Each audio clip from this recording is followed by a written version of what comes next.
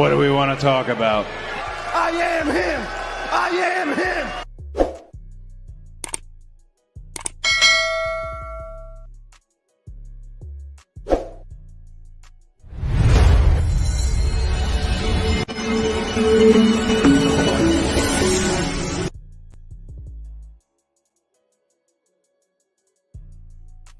Hey, this is the Red Carpet Rain featuring TBK, the Turnbuckle King himself. We are here. Got another good one for you guys today. And what I have is a brand new audiobook. And it's about Ronda Rousey, Our Fight, a memoir book, audio 2024. This is the newest audiobook that came out yesterday for Ronda Rousey. Now, if you guys like audiobooks, also check out the Becky Lynch, The Man, Not Your Average Girl. That is also on this channel as well. So check that out. Mr. Goodbray Reaction, thanks for coming out to the ring at Red Carpet Ring.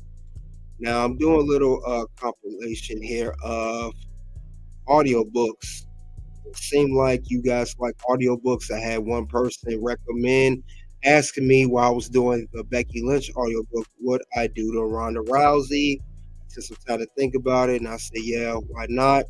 And then here it is, Ronda Rousey, Our Fight, a memoir book. Now, this book is approximately 8 hours long. It's not as long as the Becky, a little bit shorter than Becky Lynch audiobook, but definitely something to check out. Carl Myers, salute to you. Thanks for coming out to the Red Carpet Ring. But I'm going to play that shortly. Now, this book here of Ronda Rousey is from New York Times bestselling author and trailblazing athlete Ronda Rousey, an unfiltered chronicle of loss, resilience, and finding meanings in life journey from the moment she burst onto the MMA scene. Ronda Rousey was unbeatable. She repeatedly strung together back-to-back flawless victories, racking up a collection of records and forever changing the face of sports as the UFC's first female champion. A superstar in her sport, she transcended athletics, appearing in blockbuster films and becoming a role model for women everywhere. Then on November 15, 2015, it all came crashing down. In Our Fight, Ronda Rousey explores the greatest challenge of her life and ultimately how she rebuilt her life into something better in the aftermath. She recounts how she replaced her pursuit of perfection with the pursuit of happiness and found an opportunity in disguise amongst the wreckage. Following Rousey's relatable journey, Our Fight is a courageous narrative of career changes, marriage, motherhood, and facing your fears. And what that means is she is talking about first the UFC, her journey. That's where she gained her household name. And when she did start losing, she gained concussions, and she later on ventured on and became a professional wrestler in the WWE. She will discuss her struggles through UFC, WWE, as it's stated there, and then, of course, her being a mother for the first time too, and being married. So we will we'll take that out soon. Let's see who else came to the ring before I begin. Billy Bishop, regular salute to you. Thanks for coming out. XL Pro, thank you for all your support. Appreciate that. Mr. Approach Alpha Channel. Salute to you too, bro. Red Carpet Ring, it's an overdrive tonight, put in work, absolutely. It's only one. Somebody got to do it, as they say. Now, what I'm going to do, I'll probably do the first 2 to 3 hours. I'll try to do maybe 3 hours approximately. And then we'll do similar to the Becky Lynch book, the same format. We'll do 2 to 3 hours each part. Now, this more like we'll have 3 parts, if not 3, 2. But I'll do my best to trim it down to the best ability possible. So with that being said, I know you're tired of hearing enough of me. Let's get on to the audiobook, which you came here for. Ronda Rousey, Our Fight, a memoir book, audiobook for 2024. I hope you guys enjoy the audiobook because I know I will. And I'll tune in and see what she says. So let me get that started for you guys. Thank you all for your support. And also like, subscribe, and hit the notification bell when you come to the red carpet ring.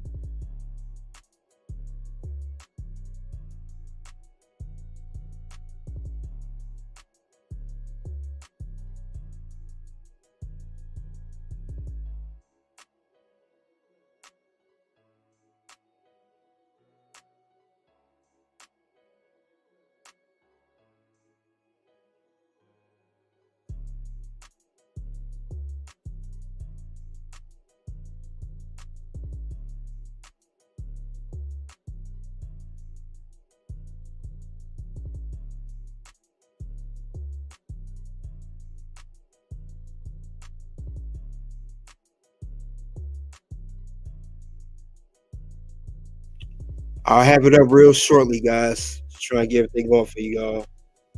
We'll have it up shortly.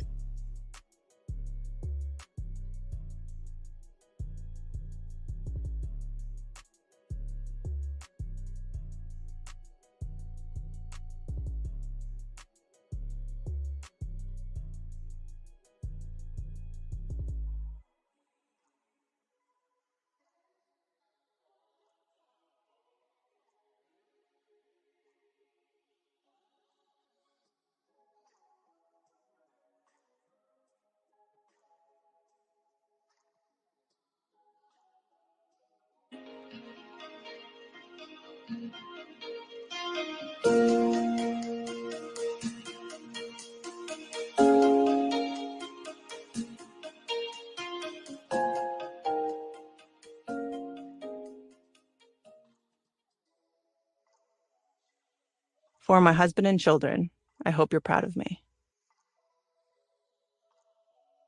Introduction. Dear reader, nice to meet you. You seem cool. Obviously, you have excellent taste in books. Since you've read only 3 sentences, you're probably wondering what this book is about. This book is one I wish I would have had on the worst day of my life. I like to think someone would have given it to me when I felt completely destroyed and said, I know you're not ready, but when you are, you should really read this. And not just because it has valuable life lessons, but also because it's amusing as fuck. I'm trying to limit my swearing, but heads up, I definitely say fuck. You don't have to hit rock bottom to read this book. Just saying, if you're there, I know what it feels like to be sitting there with you. This book is not about how sometimes the greatest challenges are blessings in disguise. This book is about sometimes in life, everything you have worked for comes crashing down, and the only way forward is to rebuild it into something better. This is my story on my terms. It's all the things I wanted to say over the last decade, but didn't, because I knew my words would be edited and dissected and ripped apart until they meant nothing. From the moment I burst on the MMA scene, seemingly overnight is what they call it when no one has been paying attention to the decades of time and effort you put into perfecting a craft, I was unbeatable. I was beyond unbeatable. I was all but untouchable. Some people might say that's arrogant. but that's simply stating a fact. And whether people like it or not, or like me or not, doesn't change that fact. I walk out to my mantra, I don't give a damn about my reputation blasting, so I could care less about what some people who don't know me think. I am known for being as brutally unfiltered in my words as I was for my style of fighting, and that's what you'll get in this book. As the first female fighter in the UFC, I put together a back-to-back-to-back to the 15th power string of wins. Most were in mere seconds, racking up an impressive collection of records from fastest win to fastest submission to fastest title defense turnaround. I changed not only the face of a single sport, but transcended sports. I dominated both opponents and headlines. I appeared in 2 of the largest action franchises in history, Fast and Furious and The Expendables. I had a long list of endorsement deals from Reebok to Pantene to Carl's Jr., and an even longer list of companies that wanted me. I inspired. Whether it was inspiring love from my fans or vitriol from my haters, I inspired. That journey, that rise, that seeming invincibility, that was my story. Then on November 15th, 2015, in Melbourne, Australia, it all came crashing down. The worst moment of the worst day of my life was broadcast worldwide. And afterward, for days, it was replayed over and over on an almost inescapable loop. Everywhere I looked, there it was, on TV, on social media, in news headlines, on people's faces. I'm not sure which was worse. The looks of pity from people who care about me and didn't know what to say, or the looks of smug satisfaction for people who can't stand me, even when they've never met me. Imagine being asked about it, endlessly asked about it by people who don't know you, but who feel they have a right, no more than a right, a duty to ask. That moment dissected and discussed by millions of people who have never met you. Your worst enemies brought out to weigh in on it. People cheering about it, celebrating it, laughing about it. People tagging you in pictures with trolling comments almost a decade later. How do you come back from that? For a long time, I felt like so much of my life had been me, just me, against the world. My story was literally and figuratively fighting to achieve what so many people had said was impossible. From learning how to speak as a small child to blazing a path for women in the UFC. I knew that others felt that same way, as though they had been counted out or underestimated their whole lives, as if they too were always fighting. But I never stopped to ask myself, what comes next? What about after that? That is this story. It is about how there are things in life unquestionably worth fighting for. But there is also so much in life just to enjoy that doesn't require constant struggle. It's about letting down your guard, the one thing that is fatal to a fighter, but essential to building real relationships. It's about identifying your people, whether they come into your life or they've always been there. It's about replacing the unachievable pursuit of perfection with the pursuit of happiness. Finally, it's about reflecting on the decisions you've made and knowing that making different ones isn't giving up, but growing up. And it's interwoven with body slams, bruises, baby making, and the occasional anecdote of zombie apocalypse prep farming. There's some element of truth to failures being blessings in disguise, but anyone who says that in the moment of misfortune is opening themselves up to being deservedly throat punched. For me, blessing is too passive. Instead, I like to think they're opportunities in disguise. For a long time, I envisioned myself walking away from fighting undefeated, a future that no longer exists. But now I realize, had that been the actual outcome, I would also have been unchanged and unchallenged. I don't know if that means I would have been unhappy, but I can tell you that I am happier now than I could have ever imagined I would be. This book is about facing your fears, even when you don't want to. But it's also about sometimes taking a minute to do whatever it is that you need to do to put yourself first before you face those challenges. And that's okay too. And that can 100% mean lying on the couch crying and eating Cocoa Puffs if that's what you need. It's a book about figuring out what you want, not what's expected of you. I don't think my story is that different from everyone else's. It's about resilience, the evolution of self, and coming not only to find, but also to accept happiness. It's about chasing your dreams, facing failure, tackling transition, marriage, parenthood, and jumps off the top turnbuckle. Okay, maybe the last part is slightly less relatable, but the not as relatable bits are what make things interesting. Let's start with the worst day of my life. 1. This is the end. I will close my eyes, and then this will all be over. I sat alone on the cold gray concrete floor, staring forward, blinking. Tears ran down my cheeks, but I was silent. I couldn't even think about what had just happened. Thinking would make it real. I needed a minute to process, to try to put together the irreparably shattered pieces. I walked out of the octagon, the UFC's 8-sided cage. I had stomped out to Joan Jett's bad reputation blaring, the crowd at its feet screaming. I hugged my coaches. I held out my arms to be patted down by cage-side officials. I met my opponent in the middle. The official said, "Fight." I was hit. I tried to hide it, but the world swayed. There was a bell, and my world ended. A million lights burst before my eyes, but I couldn't discern which were real and which were visible only to me. The result of random electrical pulses caused by my brain being jolted inside my skull. I stood within a kaleidoscope of noise and light, a jumble of images and sounds that I hadn't figured out how to piece together. Suddenly I was moving, as if caught in an invisible wake made by the large men in black shirts ushering me through a human tunnel. I followed them, propelled only by muscle memory and an overpowering need to get away. It was as if I was drowning, breathless and kicking upward toward the surface that I wasn't sure was there. At some point, I must have passed through a black curtain into a cement fluorescent-lit corridor lined by black cables. It was the only way I could have gotten to the small medical room where my legs collapsed under me as if they couldn't bear my weight. I sat barefoot, covered in a layer of sweat and shivering. I could taste the blood in my mouth, my tongue against a gaping hole of flesh and muscle where my inside bottom lip had once been. I could not yet comprehend the enormity of what had happened, but I felt it in every cell of my body. I had lost. But it wasn't just that I had lost.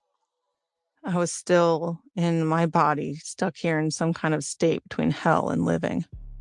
Dying would have meant all of this was over. Dying would feel better than this. I could hear noise in the hallway, laughter. I can hear an entire stadium of people cheering my defeat. Tens of thousands of people celebrating the worst moment of my life. It was the most intense pain and misery and embarrassment and shame I had ever felt. I wanted to kill myself. I wanted to swallow a bottle of painkillers, close my eyes, and end it. Across the room, pressed against the opposite wall, as if trying to shrink themselves into the corner, stood the half-dozen athletic men who made up my team. Sadness hung in the silence. They stood, some blinking back tears, heads lowered as if attending a funeral. Their eyes darted around the room, glancing at me, concerned but afraid to linger too long. All of them except for one. The man who would become my husband locked his eyes on me and never looked away. It wasn't a look of pity, disappointment, or sympathy. It was pure love. He looked at me like he would do anything to take my pain away, even if it killed him. Amidst overwhelming grief, as I looked back at him, my only thought became, "You can't die, you have to live for me." And if he was living for me, I knew I had to live too. It would have been easy to end it that night, to escape the crushing pain I felt and pass that pain to him and my family to bear instead. But with that look, I knew I loved him so selflessly, so completely, that I would endure anything to spare him the suffering I felt. I didn't grin, but I bore it. That night, after I was rushed to the hospital to sew the muscles in my lip back together, Trav held me while I sobbed in his arms for hours. And he said something to me I will never forget. "You are so much more than just a fighter." All I had ever known was being a fighter. It was my entire identity. I had been fighting since the moment I was born. I fought to live. I came out of the womb blue, listless, and not breathing. My umbilical cord had been wrapped around my neck, cutting off air for no one knew how long. The doctors worked quickly, but no one knew the impact those first breathless moments might have. I fought to speak. As a result of my traumatic birth, I struggled to talk as I grew older. I knew what words I wanted to say. I knew what they meant and what they should sound like, but there was a disconnect between the words in my head and being able to get them out in a way that people could understand. I spent years in speech therapy to be able to find my voice. I fought to overcome tragedy. The same year I learned to speak, my dad had a sledding accident. Sledding was the kind of thing that people have done millions of times for fun and been totally fine. But he broke his back, and because he had a rare blood disorder, his diagnosis was terminal. Facing a slow, painful death, he took his life when I was 8. He was my hero and the greatest man I'd ever known, and he was gone. I fought for sport. I started judo when I was 11 years old. My mom had been the first American to win the World Judo Championships, and I followed in her footsteps.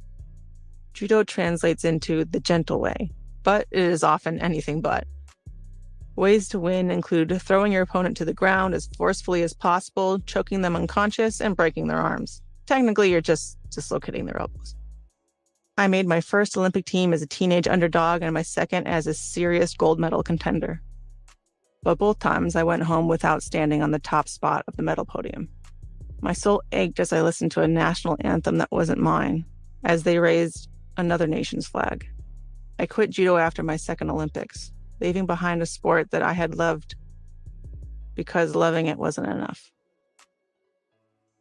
I fought as a career. I hadn't set out to become a professional fighter, but in the gym, I found solace and purpose after walking away from the sport that had defined my entire life. MMA presented another chance to chase greatness, a way to use my skills to prove that I was capable of being the best in the world. It was a place to channel my drive, energy, and hope. And in less than 2 years of training, I had taken not only myself to the sport's highest level, but elevated women to a level that no one had ever believed possible. No one but me, that is.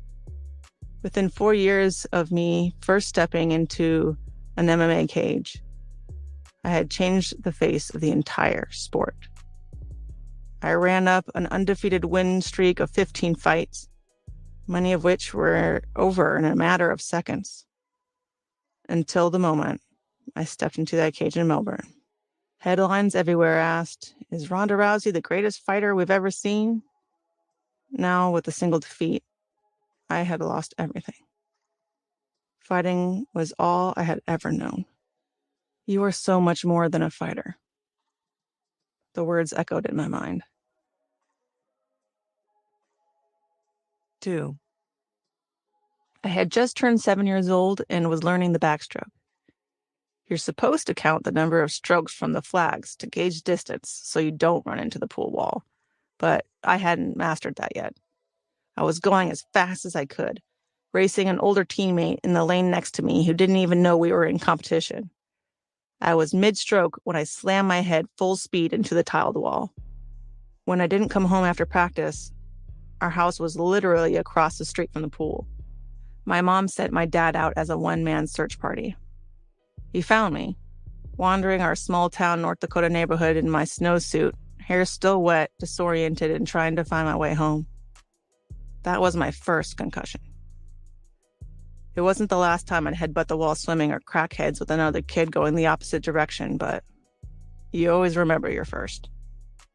5 years later, I was a 12-year-old orange belt competing at a tournament in San Diego. I hadn't been in judo long, but I was already one of the best local competitors. I was fighting in the boys division, which added extra pressure. I had more to prove, and no boy ever wanted to get beat by a girl. In one of my first matches of the day, I hit my head landing on the mat after a throw. I got photo vision, like someone just took a picture of you with a flash. I blinked my eyes a couple times and kept fighting. I won the match, but not the tournament. I fought at least 4 more times that day, but I couldn't blink away the spots. The light in the room hurt to look at. I told my mom I had a headache. She said to tough it out and stay focused. On the way back to the car, I threw up in the parking lot. I remember feeling my mom was upset with me, disappointed. I silently vowed to tough it out if it ever happened again. Many years later, I can recognize concussion symptoms all too well, but I was just a kid. I didn't say anything. I didn't want anyone to think I was weak. For the next decade of my judo career, I endured several concussions a year. Sometimes it happened in tournaments, other times in practice. I would go round after round at training camps against the best in the world, then return to my room nauseous as I tried to force food down with my face, tongue, and fingers tingling and numb. All common signs of head trauma that I ignored. I would never rest or recover. I just trained through them. Any hit to the head would exasperate the symptoms, extending the healing process. For 10 years, I was experiencing concussion symptoms more often than not. All my judo-related concussions sort of blend together. One, however, stands out. The worst was at the 2006 Pan American Games in Buenos Aires. While fighting a girl from Cuba in the final, I got thrown on the back of my head so hard it knocked me out. Sometimes, when your brain suffers a significant enough trauma, one where it can't effectively process the information it is receiving, it creates a story so that the information makes sense. In judo, you don't knock people out the way you do in boxing or MMA. So I had never experienced that knockout sensation, but you can choke someone until they lose consciousness. I knew what it felt like to be losing and regaining consciousness. As I lay on the mat coming back to consciousness that day in Argentina, the only thing that made sense to me was that I had been choked and was breaking out of it. When the referee called the match for my opponent, I was convinced he thought I had tapped from a choke. I would have died on the mat before I tapped out. I got up and tried to argue. I didn't tap. I didn't remember that I got thrown. Then I don't remember anything until waking up the next morning. My weight cut for that tournament had been especially hard, and I later learned that dehydration is believed to play a factor in making you more susceptible to neurological injury. When you're dehydrated, like when you're making weight, you lose some of that fluid cushion in your brain. A few years later, I left judo. But the thing about neurological injuries is you can never leave them behind. Your brain is not supposed to bounce around in your skull. It doesn't develop calluses. It accumulates damage. With every brain trauma you incur, the next one comes easier. No one was talking about brain injuries in athletes yet. The studies and awareness around CTE, chronic traumatic encephalopathy, the degenerative brain disease that can be brought on by repeated head trauma, most commonly found in athletes who suffer multiple concussions, had not become mainstream. In a sport defined by toughness, a blow to the head was met with, "Don't be a pussy," not, "Are you okay?" When I started doing MMA, I had a lot to prove as a woman in the gym. I'd spar with world champion strikers all too often. Even with the smallest hits, I'd end up seeing stars. I endured photovision and headaches for days afterward, but said nothing. MMA is a sport where one of the things you are scored on is who lands the most blows. I knew I couldn't take many hits. Instead of going out in the cage and banging it out like a Diaz brother, I needed to be so perfect I wouldn't be touched. The style of fighting I cultivated required me to be so dominant in my fights that my opponents hardly had a chance to blink, let alone swing at me. I was well aware that concussions weren't the kind of thing most people counted in the dozens. The more I pushed my body, the more it started to push back. The more that I fought, the worse it was getting. Even when I was at my most dominant, if the other person touched me at all, it could be enough to give me spotted vision. I would get barely grazed and feel like I had had my bell rung. My fingertips would tingle, my teeth would buzz. Just push through it, I told myself. I was embarrassed to admit the impact the tiniest taps were having. No one could know I was vulnerable. My seeming invincibility did a lot of the work for me, keeping my opponents on their heels. If they knew I was one solid strike away from hitting the canvas, it would make my job a million times harder. In fighting, people talk about your chin with such reverence. They don't mean your physical chin, but your ability to take punches without it seeming to have an impact. They act as if the ability to withstand blows is simply a matter of will. That if you just want it badly enough, If you're mentally tough enough, you can withstand anything.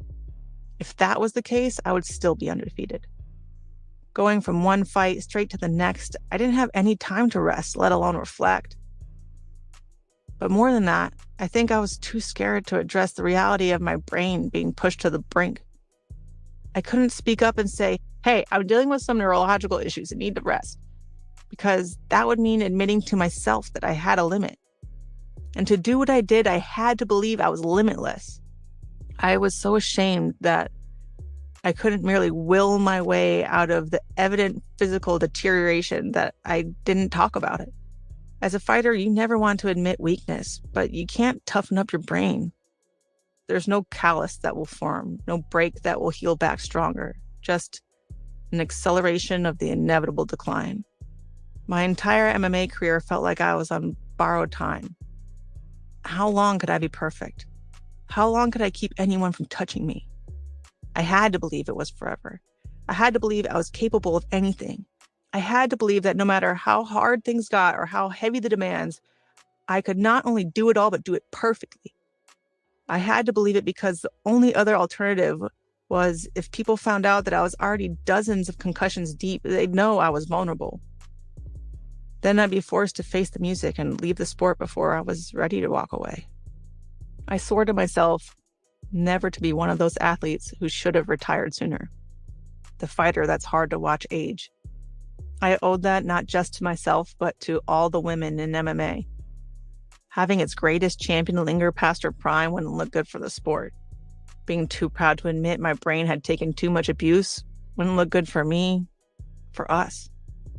Some days after training, I would sit at the edge of the ring, unwanted sparkles dancing before my eyes, and ask myself, how many fights can you get away with not getting hit once? For me, it turned out to be 15. Heading into the home fight, I was running on the fumes of my dreams and into problems I couldn't train my way around. The harder I worked, the more my body and brain deteriorated. The more I physically broke down, the more insecure I became, and the harder I worked to overcompensate. It went on until everything just gave out all at once. After my loss, people went around saying, Ronda got exposed for having no chin. That's bullshit. I did everything that nobody else could, and I did it without even being touched. I created the most effective and efficient fighting style that ever existed. I was perfect. Until I wasn't. 3.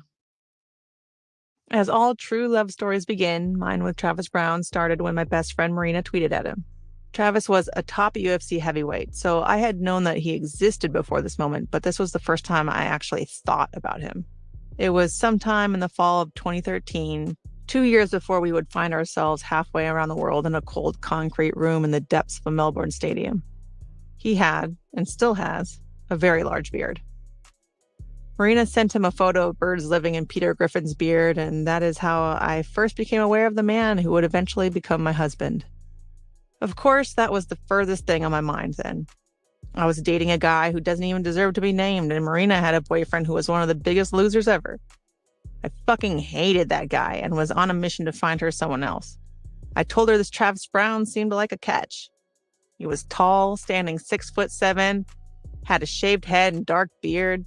His look was not uncommon for the sport, especially for heavyweights, but he probably had the longest and most glorious beard in the UFC at that point.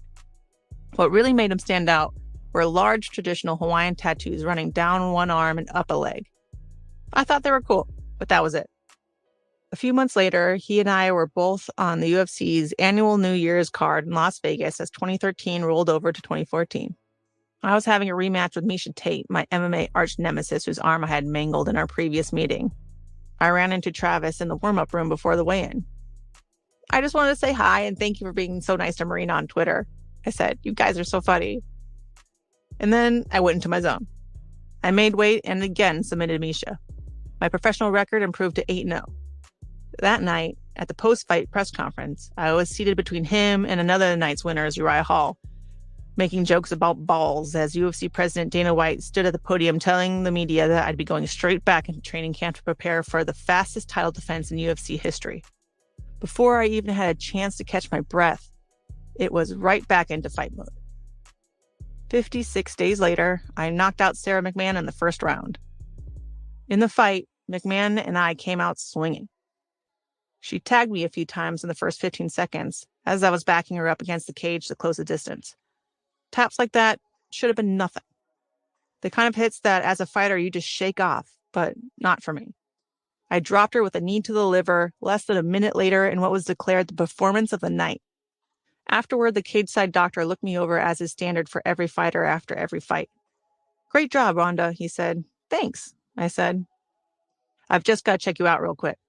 "Of course," I said, smiling. I knew the drill. The post-fight exam is required, but not thorough. The goal is to triage major injuries and catch serious complications. They're not diagnostic checkups. Medical is typically a small curtained-off area that you stop by on your way back to your locker room. The extent of the exams varies based on the fight and whether you win or lose.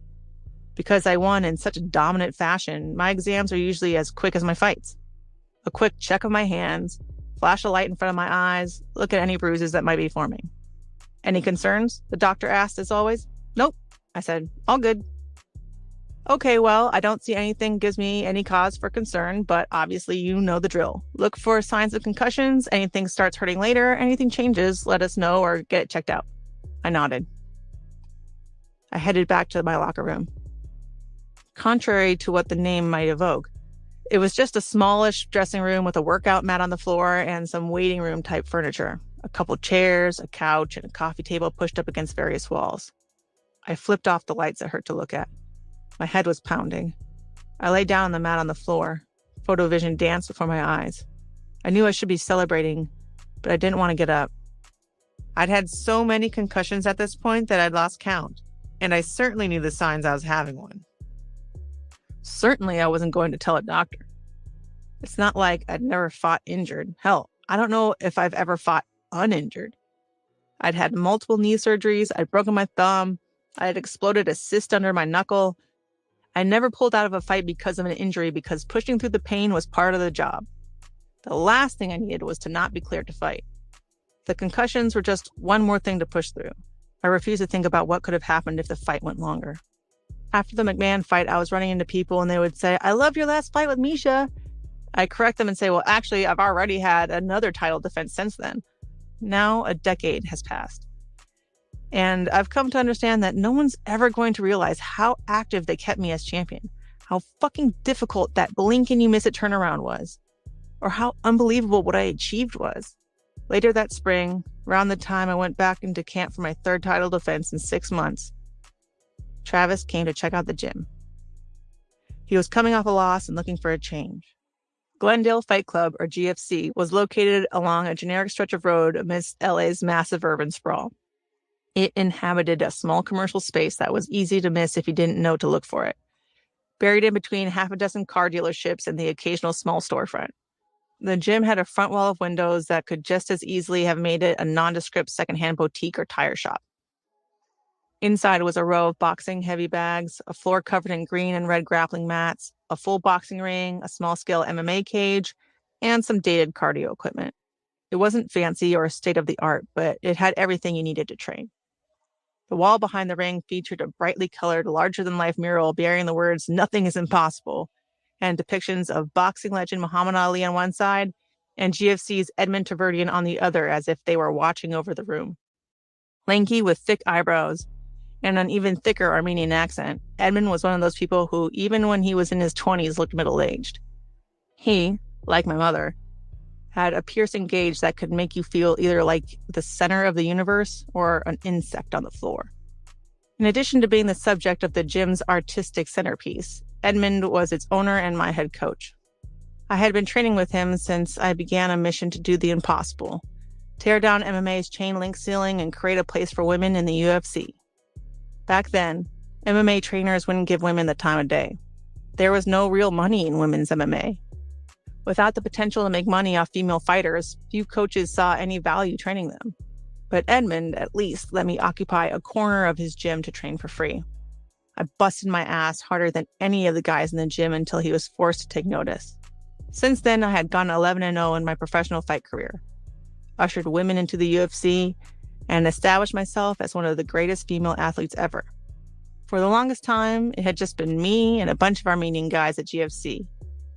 Then, after I served as coach on the UFC's The Ultimate Fighter reality show, it was me, a bunch of Armenian guys, two of the show's contestants, women's MMA pioneer Shayna Baszler and up-and-comer Jessamine Duke, who had since moved to LA, and occasionally Marina. Travis liked the way we ran things. Edmund had once been an amateur fighter, but made the transition to coaching when he was still young and now had a small but growing stable of fighters and boxers. Travis had been training at one of those super camps, what we call a big-name trainer's gym that has dozens of fighters. Those places draw athletes based on the name recognition, but you tend to find you're just one face in the crowd without a lot of individualized attention. Not only that, but Travis's gym was out of state and he had two little boys in San Diego who he wanted to be closer to. GFC was at least drivable, and so he became another guy who trained at the gym. I'm all business at the gym. This is my place of work. I'm not there to fuck people. I'm there to fuck people up. Moreover, it's a very family-type environment. The few girls that were there were like everybody's little sister. We weren't like those incestuous gyms where everybody's banging everybody. When I was training for the 2008 Olympics, I had the misfortune of being at a few of those places. It wasn't the reason I didn't win the Olympics, but that kind of toxic environment certainly didn't help my performance or me as a human being. That was the culture we actively tried to discourage at GFC. The only hitting on girls in the gym happened during sparring, and it was actual hitting. Considering that, up until this point, the gym had basically been a bunch of Armenian dudes and me. It was an easy policy to enforce. Now, I love me some Armenian dudes and they love me, but we're just not each other's type. The unwritten rule was in full effect when Travis joined, as were my attempts to convince Marina to leave her boyfriend and date him. By this point, I was single, having sworn off dating because when it came to relationships, I neither had the time nor the luck. One night, after getting home from practice, Marina and I began our evening ritual of taking bong hits in the kitchen and talking about our day. We had been friends since we were in our early teens, after we first bonded as two girls cutting weight in a sauna in Belgium at an international judo tournament. Born in Moldova and raised in upstate New York, Marina was the daughter of an Olympic-caliber powerlifting refugee who had to flee the USSR for being too Jewish at the wrong time in history. She had a slender but muscular frame, reminiscent of a mastiff puppy, hinting at the beast it would grow into one day, but also piercing blue eyes and gorgeous long brown hair that gave a stunning Eastern European look. Marina was the kind of friend who would tell you like it is, but never judge. She had moved to LA shortly after I started my MMA career, and we'd been roommates ever since. In yet another attempt to convince her to leave her tugboat sailor boyfriend, I started listing Travis's virtues. 10 minutes later, Marina looked at me dead in the eye and said, "Yeah, sure, I should go out with Travis Brown." And I realized, whether in a moment of total clarity or an herbally altered higher plane of thought, that maybe while I was trying to sell him to her, I was really selling him to myself. Travis was training with us for a while when it was announced that his first fight as an official member of our team would be against my ex-boyfriend. My ex thrived on playing fucked up mind games with me when I had a fight coming up and insisted we hide that we were dating so he wouldn't be labeled Ronda Rousey's boyfriend. As Travis headed into the matchup, I pretended it wasn't personal. I tried not to be overly involved or emotional. This wasn't my fight. I was hoping he would win, but I was in training camp, so I didn't really think too much about it. That is until it was live on TV, and I lost my goddamn mind, screaming at the top of my lungs, "Get him, Travis!" while punching the arm of the person on the couch next to me. When Travis knocked him out at the end of the first round, I didn't think it could get any more gratifying. My ex covered up on the ground while Travis pounded away on him. The referee waved the match over. Then Travis, towering over the crumpled, semi-conscious body of my ex, leaned down and whispered something in his ear. His words were indiscernible to the camera, but I swore I could hear Travis's voice saying, "Ronda says, fuck you." When he got back to the gym, it was as if there had been a shift. He didn't know why or how or when things changed, but things are just different. Even though there was nothing going on between Travis and me, it felt like everybody in the gym could tell there was tension. When we would talk, everybody would stop what they were doing and listen. This suddenly noticeable silence hung where the clink and thunk of heavy bags being punched and rapid-fire thump of the speed bag and an unintelligible stream of Armenian wisecracks had existed only moments before. One day, I waltzed into the gym while Trav was training in the ring. "Hey, Travis," I said as the sound faded like someone had turned down the volume on a stereo. "I got this really funny beard meme. What's your number? I'll send it to you." He walked over to the edge of the ring. "Oh, just show me." I hugged my phone to my chest so he couldn't see it. "Give me your number and I'll send it to you," I said slowly with more emphasis. I could see the light bulb go off. For the next 6 months, we communicated exclusively via beard memes. It was our very millennial love story. Then the stars aligned, and the tour for my first book landed me at a signing at the Air Force Base in Las Vegas. The exact city and the exact date, Travis had a fight with Andrei Arlovsky. The fight was back and forth, back and forth. Arlovsky wobbled Trav, then Trav came back and wobbled Arlovsky. Then Arlovsky came back and wobbled Trav. The referee called it for Arlovsky on the second wobble. Trav stayed on his feet. I was undefeated in MMA, but I knew the devastation of losing. From the time I started judo at 11 years old, I had been focused on one goal: Olympic gold. I made it to the Olympics twice. As a 17-year-old, I had shocked the U.S. judo world by coming back from an injury to make the 2004 Athens Olympic team. I had planned to shock them again and take gold, even though probably only myself and my mom thought I stood a chance. But I lost 2 matches and was eliminated. 4 years later, I headed to Beijing, the world's silver medalist, no longer under the radar. I lost in the quarterfinal, and while I battled back to take home a bronze medal, it was a consolation, not a victory. The pain of the losses had faded with the years, but it never completely goes away. Watching from the crowd, I felt awful for Travis. But I was impressed by his heart. He was hurt, but he fought back. It was a hell of a fight. After the fight, in the cavernous tunnels that led under the floors of Las Vegas casino event centers, Edmund pulled me aside. "You need to go talk to him," Edmund said. "Me?" I asked, looking around as if he was clearly talking to someone else. "What the fuck am I going to say? You're his coach. Why do I need to talk to him?" Edmund stood there, stoic. "You always say the best things. If anyone could understand what this moment it's like, you're the one." Fine, I said, making it clear I didn't feel like it was my place. To this point, our communication had been memes. How was it somehow up to me to provide some words of encouragement or consolation or whatever was expected in a situation where there was nothing that can be said? There were no beard memes for this situation, no words that make losing easier. Nothing takes away the soul-crushing pain of defeat. We went up and knocked on the door of Travis's hotel room. The space was crowded but quiet. A small group of family friends sat on the bed. His wife, who he had married in a quickie courthouse wedding a few months prior, glared at me as I walked in. She'd been to the gym once or twice with Travis's dog, but I had never officially met her. However, it was clear through her pursed lips that she hated me. I had never thought about her before at all.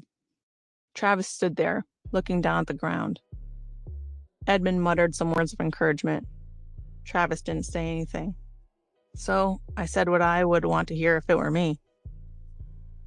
"I know this sucks," I said. "Nobody knows how much this sucks as much as me. I trained my whole life to win the Olympics and fell short twice. I know this feels like the end of the world, but you don't have to wait another 4 years for another opportunity. And when that day comes, when you get your title shot, you're going to be more ready for that fight because of the lessons you take away from tonight." I didn't even know where the words were coming from. They were just coming. His gaze remained fixed on the floor. I reached up and held his face in both my hands, raising his gaze to eye level. "Just know that I love you," I said. "I love you and it's going to be okay, I promise. And whether you can see it right now or not, we'll look back on this moment and be grateful for it." I gave him a hug, then spun around to the rest of the room as if this had been a totally normal exchange. "Okay, guys, well, bye," I said with a half wave, walking out the door with Edmund close behind. People often want to look back on relationships and romances, recrafting the narratives into these beautiful, idolized versions of what happened, as opposed to the messy, roundabout reality. I won't do that here. And that moment is not where our love story became a love story.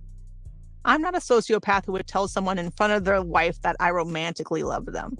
I said the same thing to Davy Grant when I coached The Ultimate Fighter, in front of his fiancée, when he lost.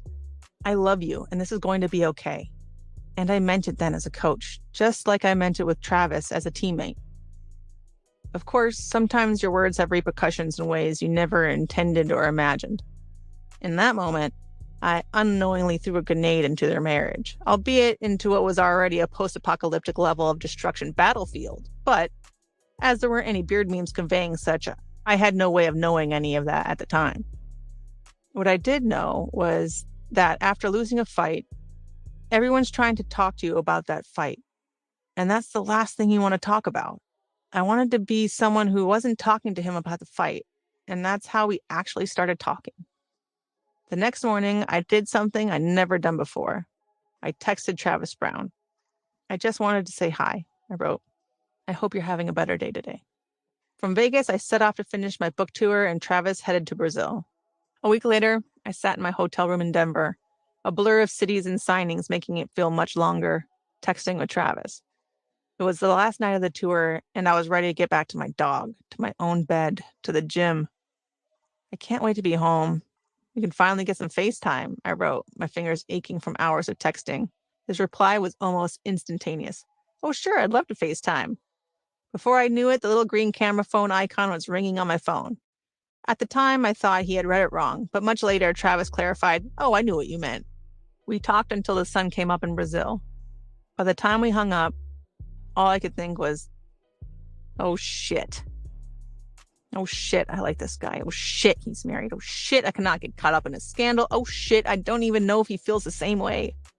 I told myself we had gone from teammates to friends. I rolled with that, and we just kept talking about our days, about interests, about life, the kind of things you would talk to your friend about. And we let what we weren't saying stay unspoken. It seems cliche, but every story about someone finding love seems to start with, I wasn't thinking about serious relationships.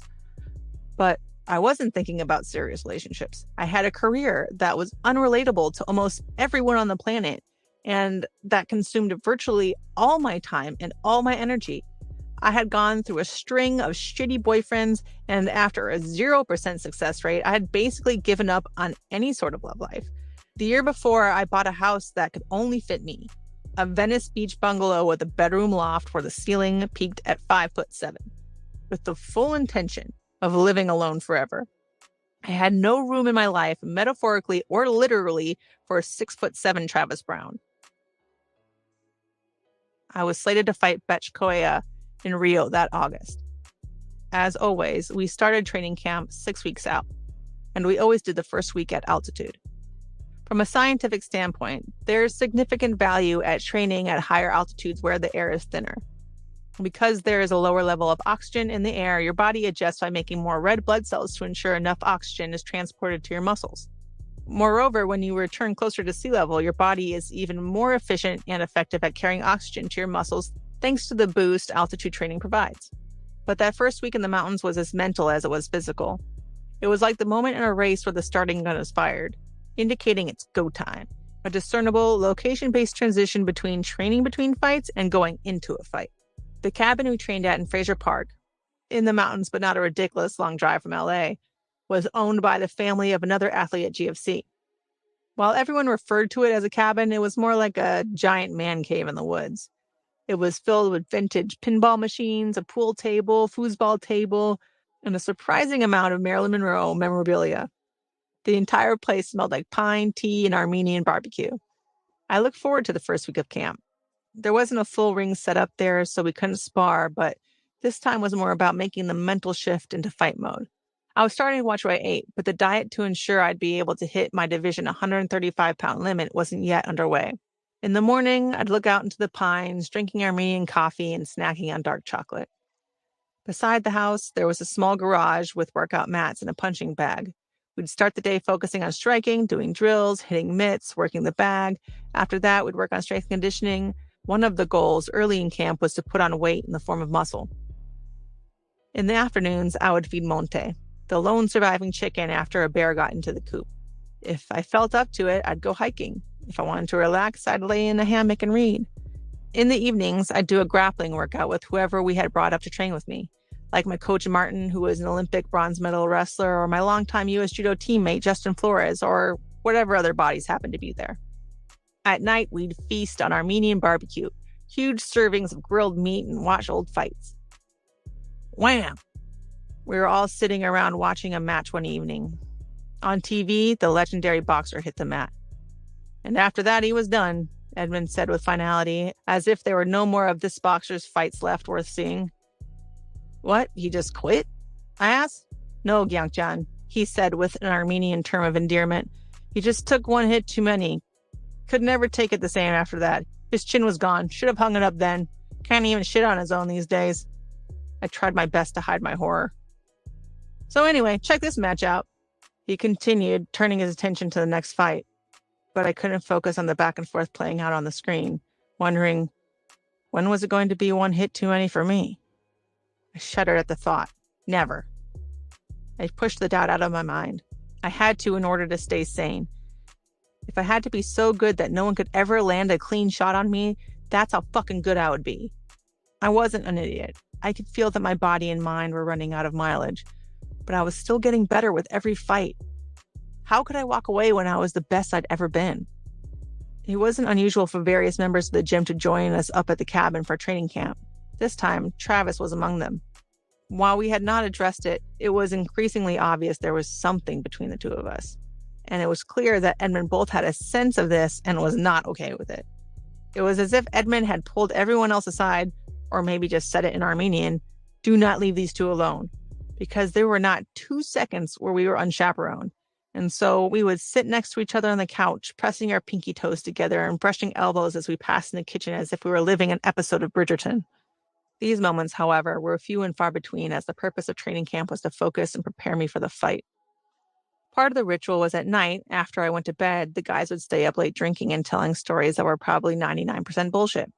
The third day of camp, I came down in the morning after what I could tell had been a raucous evening. Everyone was still asleep, sprawled throughout the house. Travis was laying on the couch, alone at last. I went over, sat next to where he lay, said nothing, and gave him a hug. My heart was pounding so hard and so fast, I was afraid he'd feel it. There was a lot of tension and things unsaid at that point. One was that he was married. That was a line that, although we seemed to be moving dangerously close to, I didn't plan on crossing. His beard was surprisingly soft. I had never felt it before. Afraid we might be seen and cause a scandal, I jumped to my feet and snuck back upstairs. A few hours later, once the rest of the house had roused themselves, hungover, still half drunk, Edmund said matter-of-factly, Travis, we have other people coming up to train. You've got to go. It made sense. He wasn't my size and of no value in a training situation, but I couldn't help feeling it wasn't purely logical. Yeah, sure, Travis said, no problem. He leaned in to give me a hug. See you, I said as casually as I could. Travis went down the mountain. I went back to camp.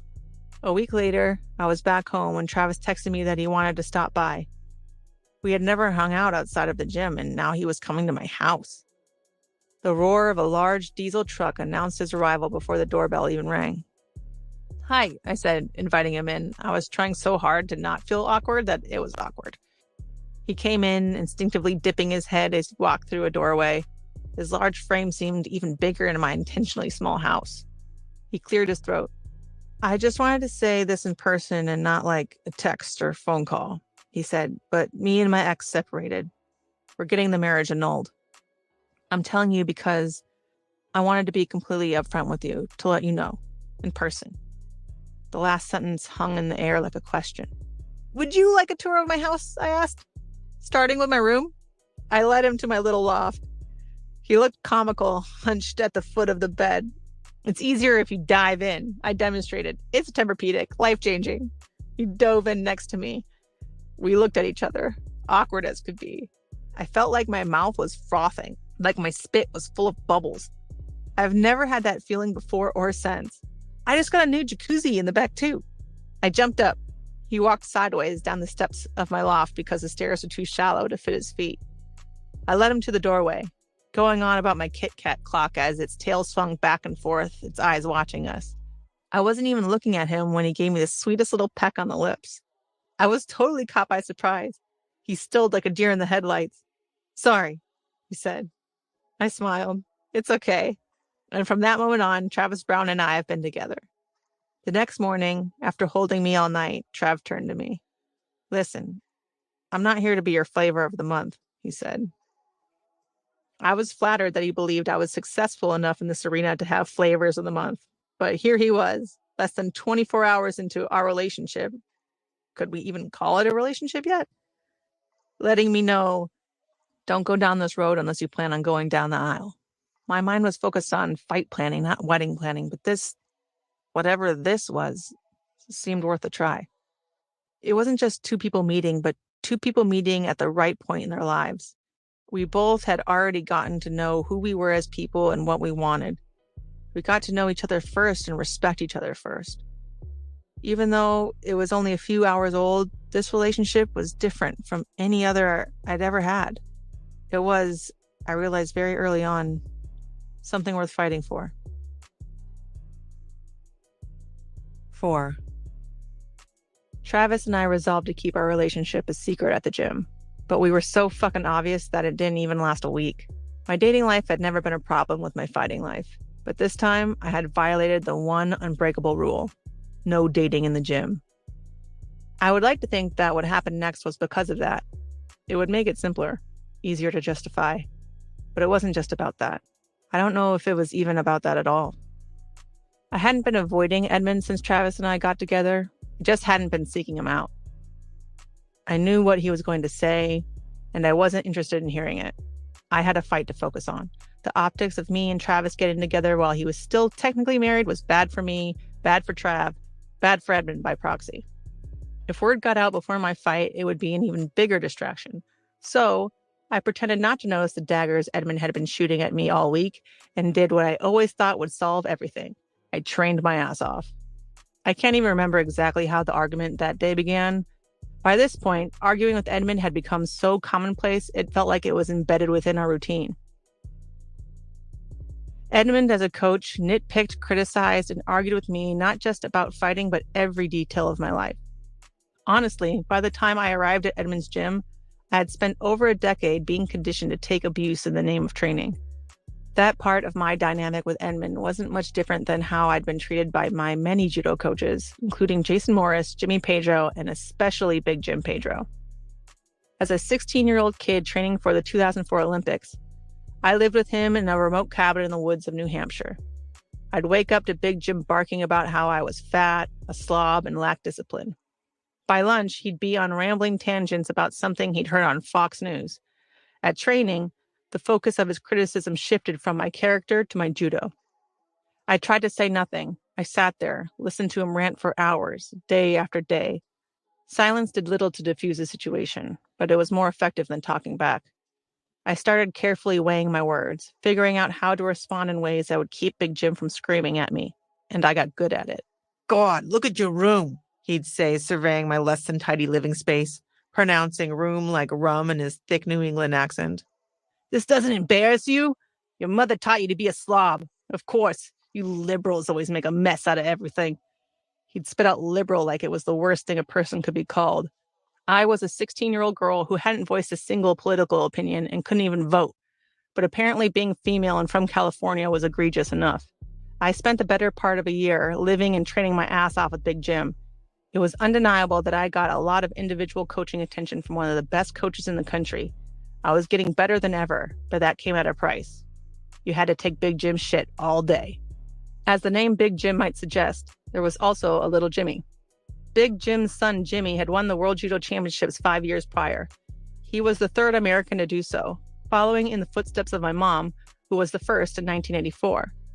While Big Jim, in all his abrasive gruffness, tolerated me, I felt like Jimmy resented me. I did not worship at the shrine of Jimmy Pedro.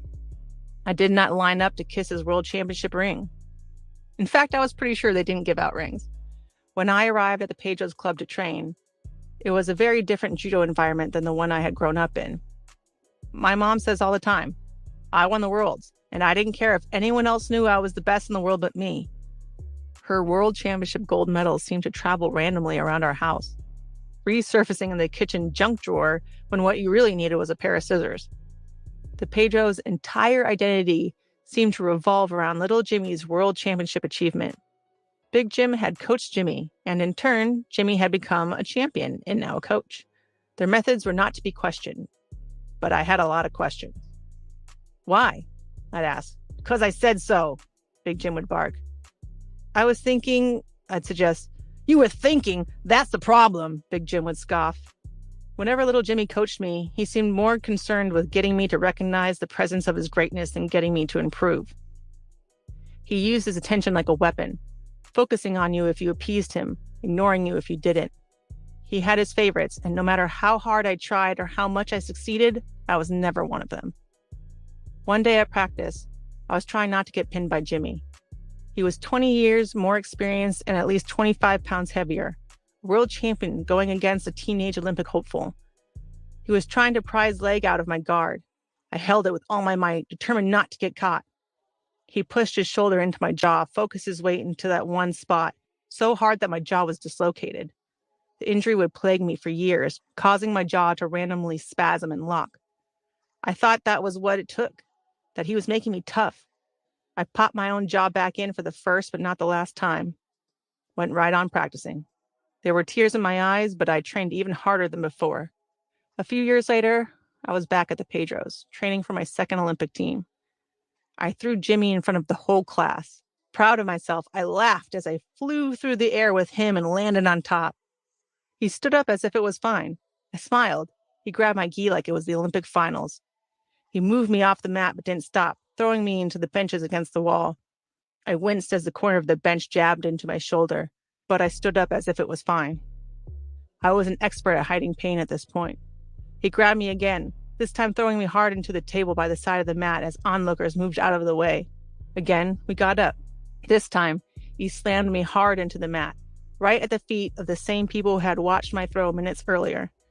I refused to show any emotion, but sobbed in the shower that night. I reasoned this was about making me tough and providing me with a valuable ego check. Coaches weren't supposed to be your friends. At least I got his attention, I thought afterward. Maybe this means he respects me even more now.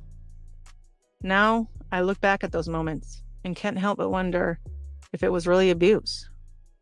When I was 18, I left New England and the Pedros to train at Jason Morris's club in upstate New York. Jason and Jimmy were rivals who pretended to be friendly while talking an insane amount of shit about each other. Jason had won a silver medal in the Olympics almost 20 years prior. Like Jimmy, his entire life revolved around that singular accomplishment. Clubs like Jason's were the reason that I so readily embraced Edmund and GFC's policy against dating in the gym. You would have thought you'd stumbled into a Greek orgy the way the athletes were drinking, partying, and bed hopping. A tangled web is woven when you've got a bunch of young people living together, training together, and having no strings attached sex. Where Big Jim demanded obedience and order, Jason's club lured athletes with the promise of freedom and fun. But the two clubs competing for the U.S. top judo talent weren't as different as they wanted to believe. Everyone was always kissing the coach's ass to get on their good side, constantly vying for their attention. But when it came to cutting you down, Jason's tactics were different. He used humor and sarcasm to belittle his athletes. Jason gave disparaging nicknames. He would smile as he said a remark that cut you to the core. Then he'd cover it up with a laugh as if it was a joke you just didn't get. I walked away from all of them when I left judo after my second Olympics with the prime mid-20 years of my career still ahead of me. With an eye to making a run at my third Olympics, I had entered the Grand Prix Tunis, an international tournament in Tunisia. But even before my first match, I knew my judo days were over. The sport's governing body had made changes to the rules to the point where the sport was becoming unrecognizable.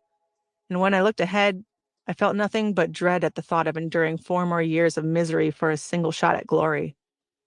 I just couldn't bring myself to do it, so I left it all behind at 22 years old. I fell into MMA by chance. My friend Manny Gambrurian, who had done judo with me since we were kids, had transitioned to cage fighting. The U.S. judo community had basically excommunicated me when I left the sport, and Manny was one of the few who kept in touch at a time when I was struggling to figure out what I was going to do next. He invited me to come train with him, just for fun. It was Manny who unwittingly set me on my course, when he mentioned offhand one day after training that if I did MMA, I'd beat every girl out there. And it was Manny who brought me to GFC for the first time, introducing me to Edmund, the coach that would be behind me as I made that a reality. By the time I landed at Edmund's gym, it seemed normal to have a coach spend hours berating me. The line between pushing me physically and being abusive was so blurred that I didn't know where it was. In combat sports, where your trainer's job is to prepare you physically and mentally to beat the shit out of someone while defending yourself against them doing the same, that line is even harder to identify. Big Jim grabbing me by the neck during rants about how women aren't as capable of defending themselves as they think they are.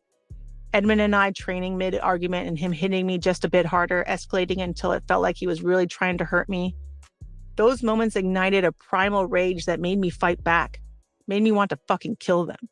I would push myself to the point where I was willing to beat someone within an inch of their life with my bare hands. I'd feel like a killer, defiant, unstoppable. I became better, tougher, ruthless in the ring. Was this training? When does it turn into abuse? At one point, I went on Jim Rome's show and displayed an entire thigh bruised various shades of purple from training with Edmund. A news headline commented that my visible bruising shows she's in serious fight training. That sounded a lot better than the truth. A few days earlier, Edmund and I had been bickering about something so insignificant that I couldn't have told you what, even if you had asked me that day. The UFC had just announced my signing.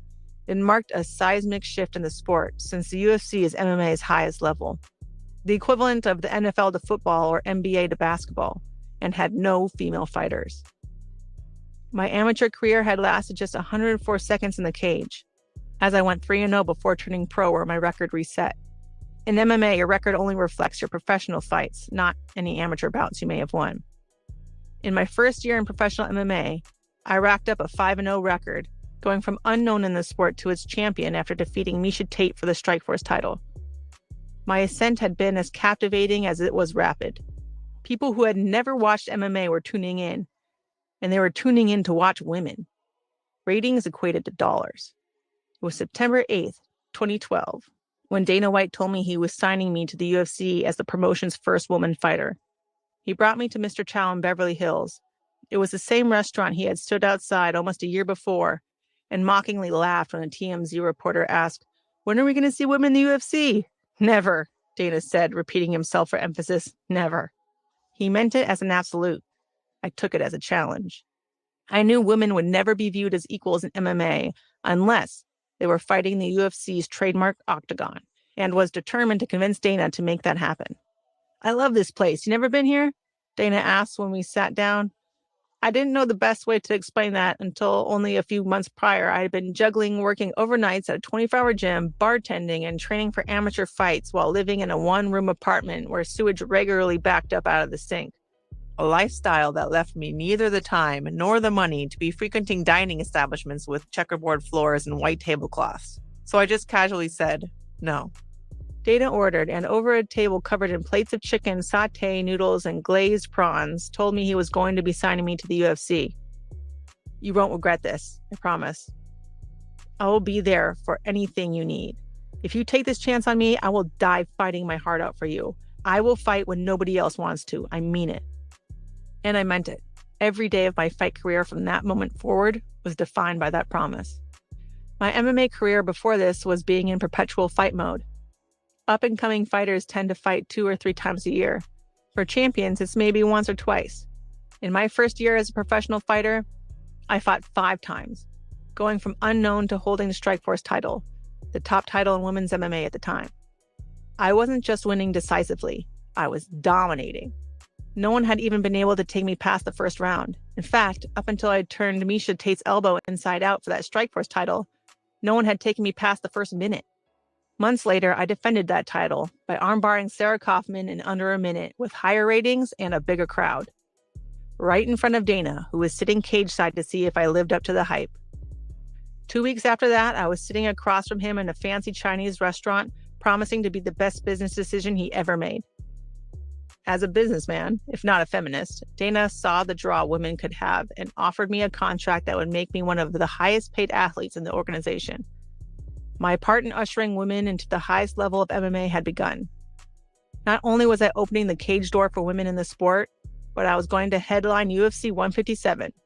To headline a combat event means that you're considered the biggest star, the biggest bout of the night. A historic fight was on the horizon, the future of women in the sport hanging in the balance. And no matter what Edmund was upset about this time, we had to train. We started practice, and Edmund started kicking the fuck out of my leg. It was like the infamous Aldo versus Faber title fight in WEC.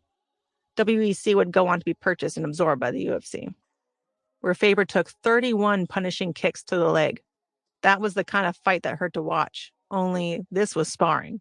I stood there and took it, accepting his passive-aggressive bullshit as he tried to punish me through training. My leg throbbed afterward, but from that moment on, I was acutely aware of my positioning, making sure that I was too far for someone to kick or too close, that even if they tried to kick me, there wasn't the space to build up enough momentum for it to hurt. In the moment, it felt like a valuable lesson. But a decade later, I asked myself, was that abuse? When I go down that road, the first words that pop into my mind are, can't argue with the results. But there's also that pause, a hesitation brought on by uncertainty. I don't know when it teeters from tough love to too tough, from acceptable to abuse. I know it played a key part in making me into such a badass ninja, but I also know it sucked. Maybe I was drawn to that kind of coaching. Maybe that kind of coaching works, but at a price. I watched a documentary on sumo wrestlers that explored how a number of athletes died because the coaches and their methods are crazy. My first thought wasn't shock or disbelief or even horror, but yeah, I could see that. The coach-athlete relationship hinges on a power imbalance within systems that not only enable but reward it. U.S. gymnastics rose to dominance under Romanian coach Bela Karolyi, and it wasn't until recently, after decades, that his controlling coaching methods shifted from being praised to criticized. My entire competitive career, I was led to believe that this is just the way things are done. You have to choose a hands-off coach who shows up on the day of a fight to corner and collect their paycheck, or Bela Karolyi. Both Big Jim and Edmund love to quote Russian athletic studies, revering infamous coaches known for abuse and results. But that Soviet-era method of being a controlling asshole is bullshit, and people need to give that shit up. Because if someone tried to pull that with my kid, I would kick their ass. But instead, we allow coaches to create environments where this behavior thrives. They build clubs and gyms where athletes are forced to vie for limited attention and time. Teammates compete against each other instead of supporting each other, fostering cultures of acceptance and silence that allow this kind of coaching to persist.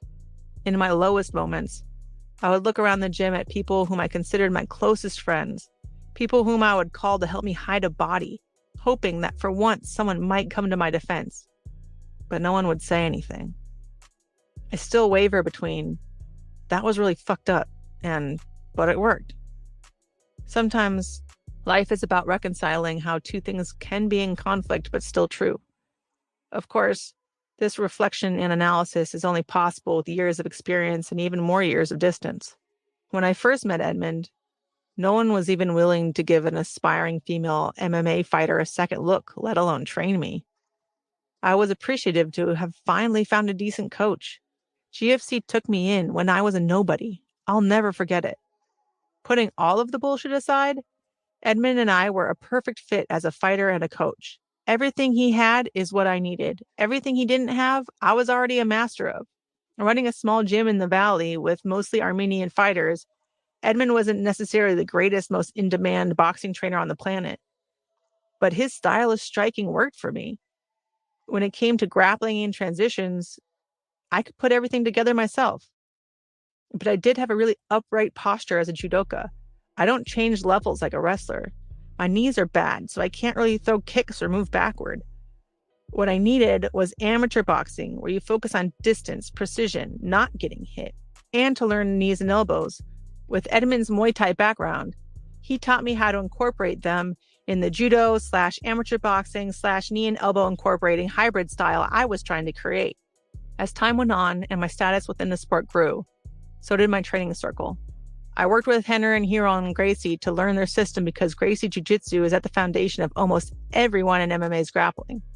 After winning the Strikeforce title and putting women's MMA in the spotlight, I went to train with Nick and Nate Diaz. The Diaz brothers are two incredibly talented UFC fighters who shared my love for both training hard and smoking a shit ton of weed.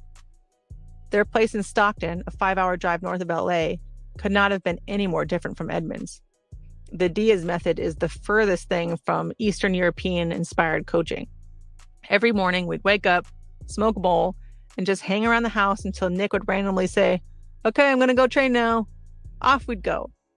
Afterward, we'd come back, smoke more. I'd eat chocolate out of the Easter basket his mom had brought me to make me feel more at home since I was there over the holiday. Then we'd train again. After, we'd either smoke weed and go to bed, or smoke weed, go out to the bars, smoke more weed, then go to bed. It was a blast, although not sustainable for me. One day, halfway through practice, I looked down to see that I'd been grappling with my Lululemon workout shirt inside out, the built-in bra flapping around. I was so high I hadn't noticed. For an hour.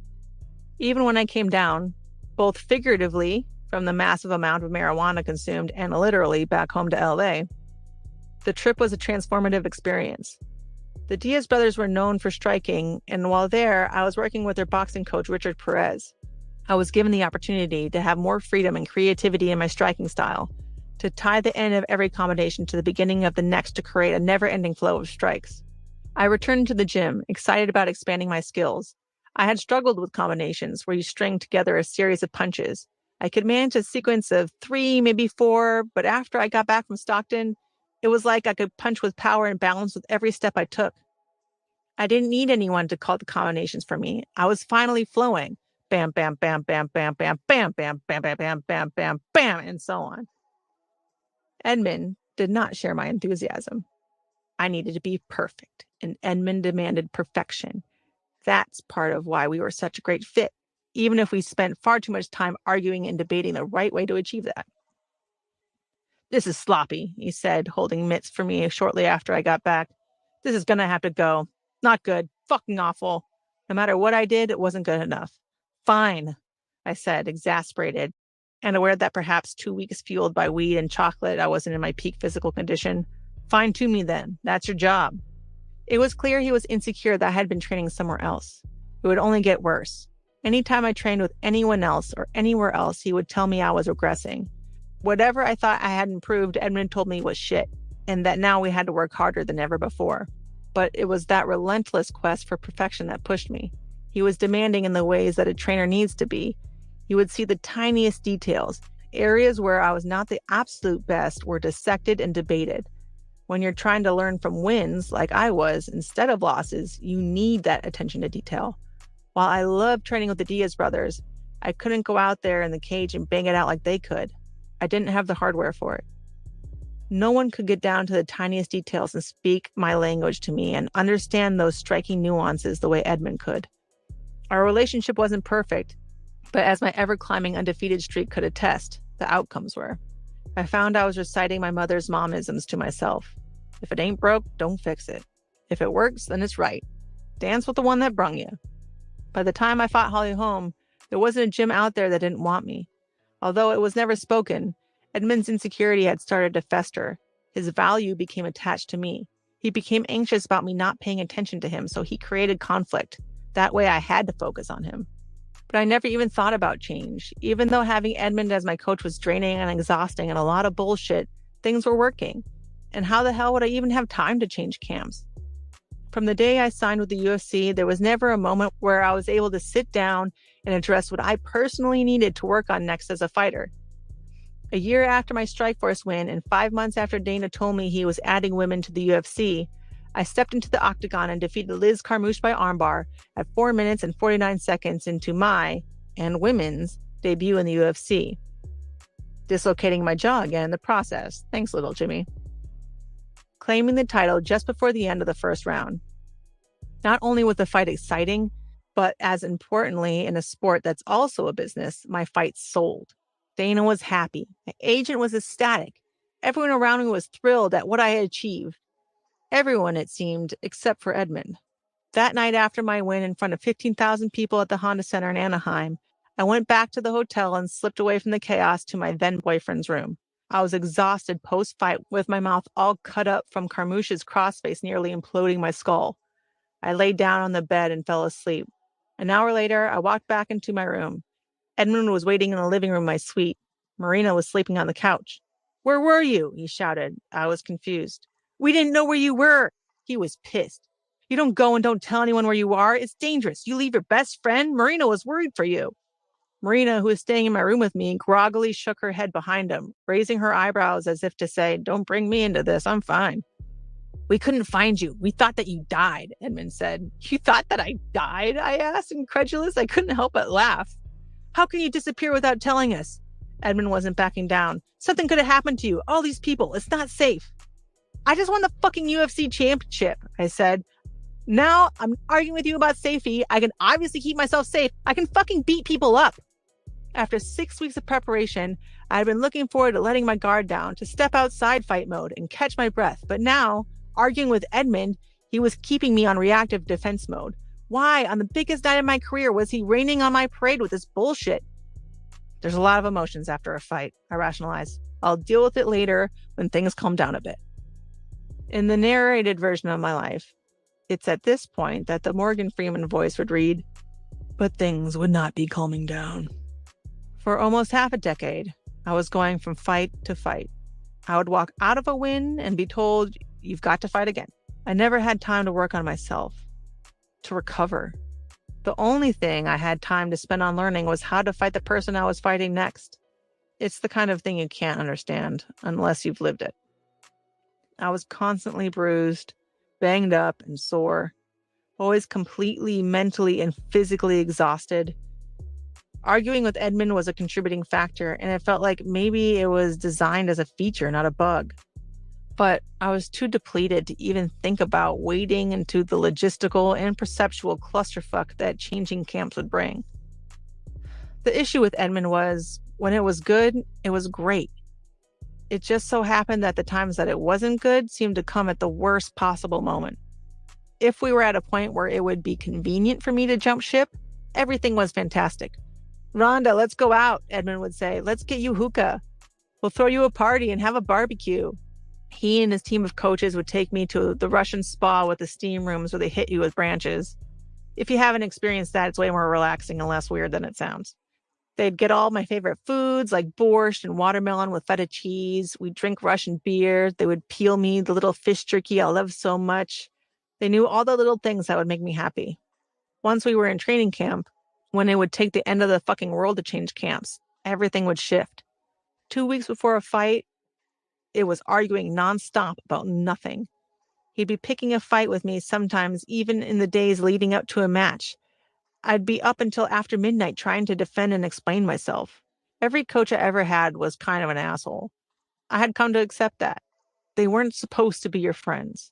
They were supposed to tell you what you needed to hear and do, whatever necessary to help you prepare for fighting a person with your bare hands. Fights in combat sports are rough. Training for them is rough.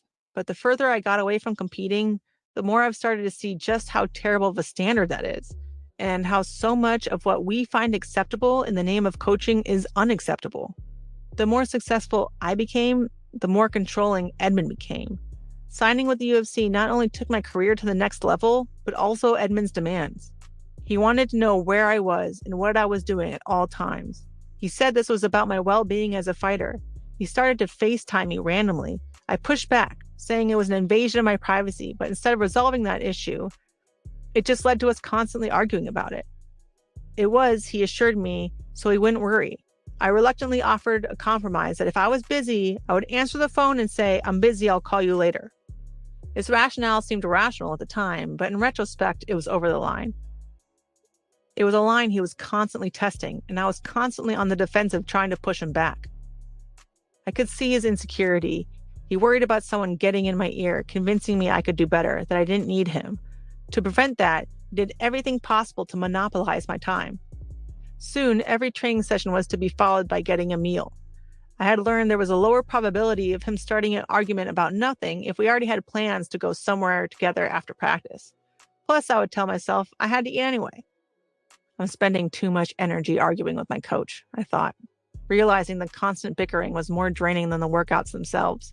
But, unlike at the Pedros, where it was their way or the highway, with Edmund, I felt like I had a voice. I could argue, press my point, and sometimes even get my way in the end.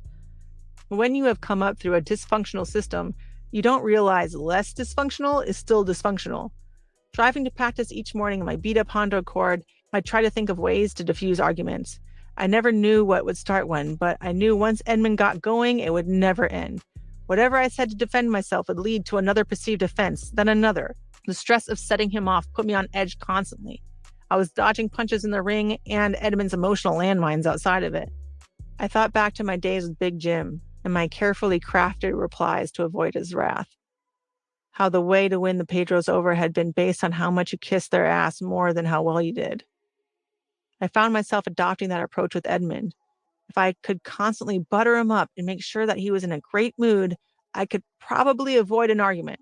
If I could avoid an argument, we could just focus on training. The Carmouche fight generated headlines because it was historic. But there's only one first. The future of my career and the women in UFC balanced on my next fight.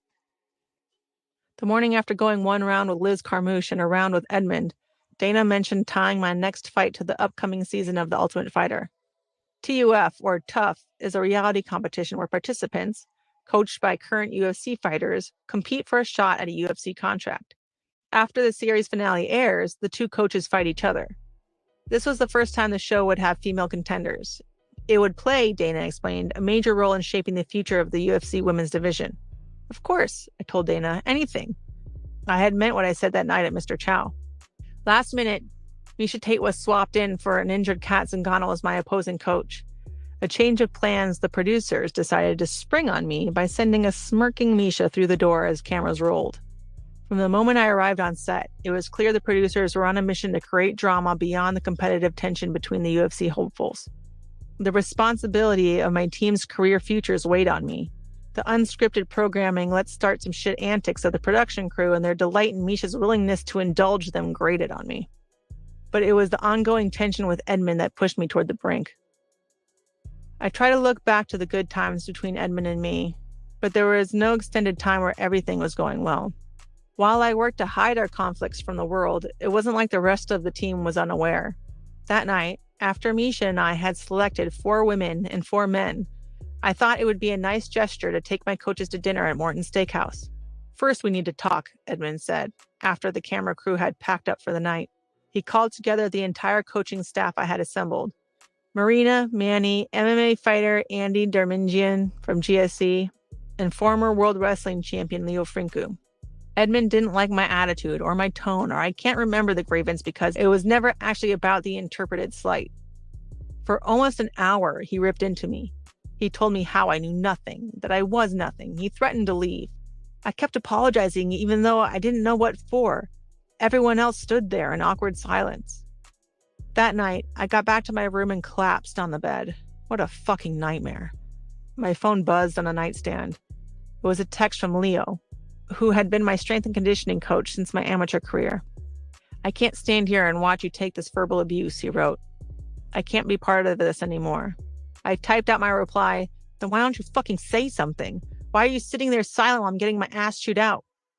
I deleted it before sending. I typed again. I understand. I hit send. The next day, Leo left the show. With each day of filming, it became more unbearable. Every time a fighter was eliminated, it was a punch to the gut. And that was the highlight. During the day, I juggled Miesha and the producers' attempts to antagonize me. She'd walk by me and blow kisses. She accused me of standing too close to her coach/boyfriend who had previously tweeted about knocking out my teeth. If he and I were the 2 last people on Earth, the human race would die out. They constantly baited Edmund, which inevitably rolled downhill to me. After dealing with Miesha's bullshit as the cameras rolled, I dealt with Edmund's bullshit after the cameras were off. He ranted about the things I did wrong and how everything was my fault. He picked fights with anyone he could. He threatened to leave every single night. I pleaded with him to stay. I already had one coach leave because of Edmund. Having our only striking coach walk off would expose how dysfunctional my camp really was to the world, my upcoming opponent, and a bunch of producers who would love to see that drama play out. I felt trapped, but I couldn't leave my team of fighters whom I had grown to love and feel responsible for. I couldn't disappoint Dana. So I gritted my teeth, promoted the show I couldn't stand, and promoted the fight I couldn't wait to be past. On top of filming roles in 2 of the biggest action film franchises, Expendables 3 and Fast and Furious 7, all while training like a madwoman. I submitted Miesha, again, by armbar, but without the satisfaction of that ripping a chicken leg off the bird pop as she tapped the second I locked her arm early in the 3rd round. It was the first time in my MMA career that I had a fight go past the 1st round, and the only one to go 3 deep. At the post-fight press conference, I sat between 2 of the night's other winners. Dana made an announcement, something he had asked me about a few weeks earlier. Rousey versus McMahon, February, he told the reporters. My next fight would take place just 8 weeks later. That's the headliner. That's a fast turnaround, one of the reporters said. Dana nodded. She goes right back into camp. Your thoughts on that, Ronda? The reporter asked. I've taken such a long time off that I feel like I want to fight again soon, I said. I don't want to sit on the shelf. It was what I felt like I was supposed to say. An answer that wouldn't betray weakness. But the truth was, I was beyond exhausted. When you're the champion, your sole job is to defend your title. My win over Misha had upped my pro record to 8-0. I intended to someday leave the sport unquestionably undefeated.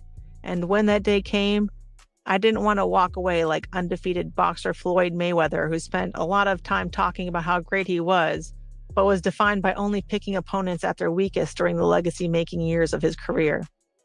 I believed it was my duty as champion to take on all comers, whether challenged by your opponent or your promoter.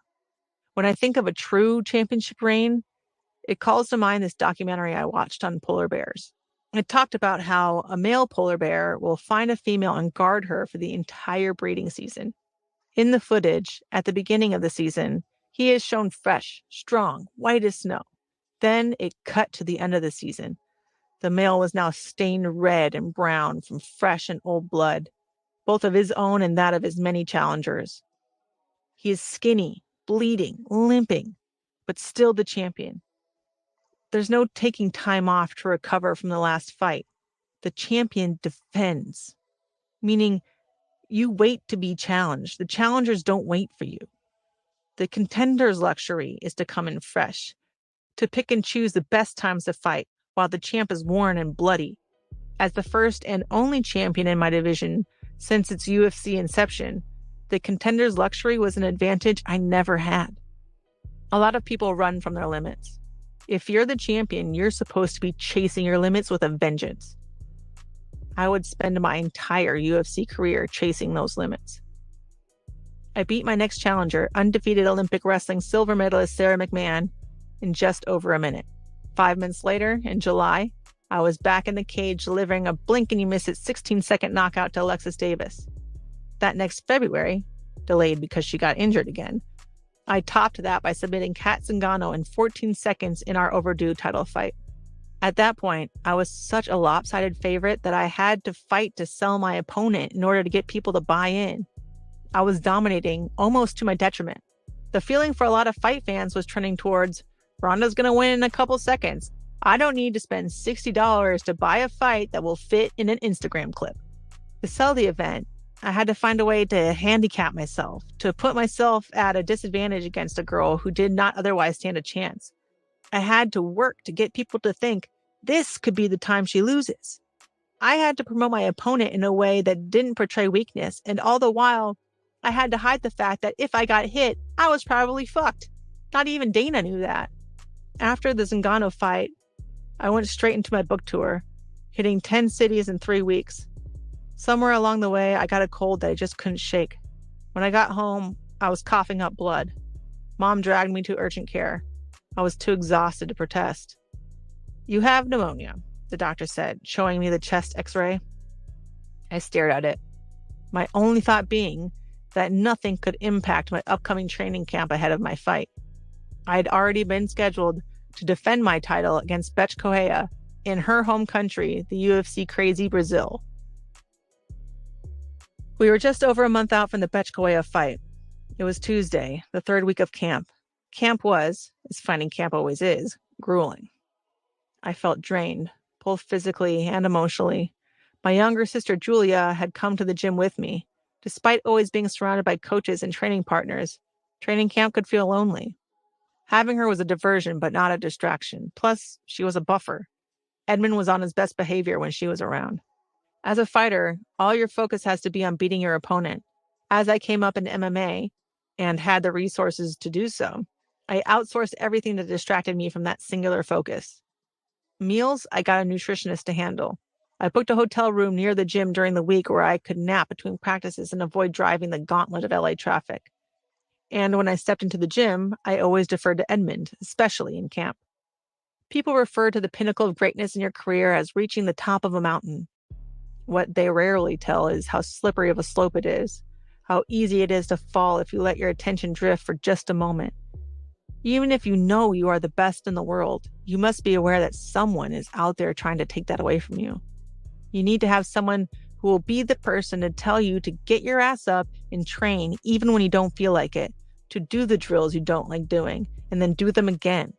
In the gym, Edmund was my someone. He would say, do it, and I did it. That was our agreement. That Tuesday, we were in the ring, sparring. Julia sat against the wall, across the way, just out of earshot, scrolling on her phone. Edmund told me I couldn't be dating Travis. I didn't even try to argue. I just didn't agree. Edmund, as he always did, kept pushing. This time, I just refused to give. My relationship with Edmund had never been romantic, but since the start of my MMA training, before it was even a career, Edmund had been the most important male figure in my life. Now we had reached a place where my role in his life was intrinsically tied to how other people viewed and respected him, and the control that he had over me was slipping away. He knew he couldn't keep me captive, arguing for hours, or call at all hours without Travis having something to say about it. Travis wasn't just another guy I saw away from the gym. Travis was a 245-pound symbol to Edmund that his time at the reins was up. We were supposed to be sparring, fighting where the goal is to work on your technique, not injure your partner. But his hits got harder and harder. They weren't the kind of slaps you throw when you're trying to train someone. They were the kind you throw when you want to hurt them. He was barehanded. I was wearing heavily padded training gloves and swung back. Defense, Edmund barked. Only defense. You're not throwing punches. I was just supposed to take them. I took a breath, then slap after slap. The gym had grown quiet. Sparring centers around standing face to face with another person and willingly let them throw punches at you. So when does it become abuse? If you can't even figure out where the line is, it's hard to know if it's being crossed. I could see other fighters exchange awkward looks, not sure what to do. Julia was looking up from her phone now, eyes wide. Edmund slapped me, again and again. No, no, no, he shouted, again. He slapped me in the face, the ferocity of the hit catching me by surprise. Then again and again. With each blow, I could feel where the bruises would soon appear.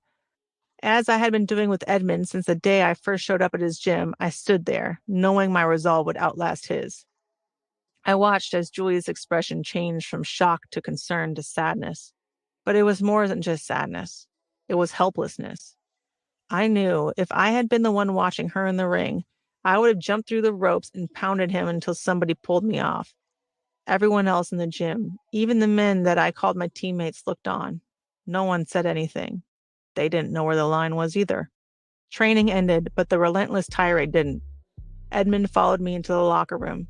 Inside, away from the eyes of the gym, but certainly within earshot, Edmund started yelling.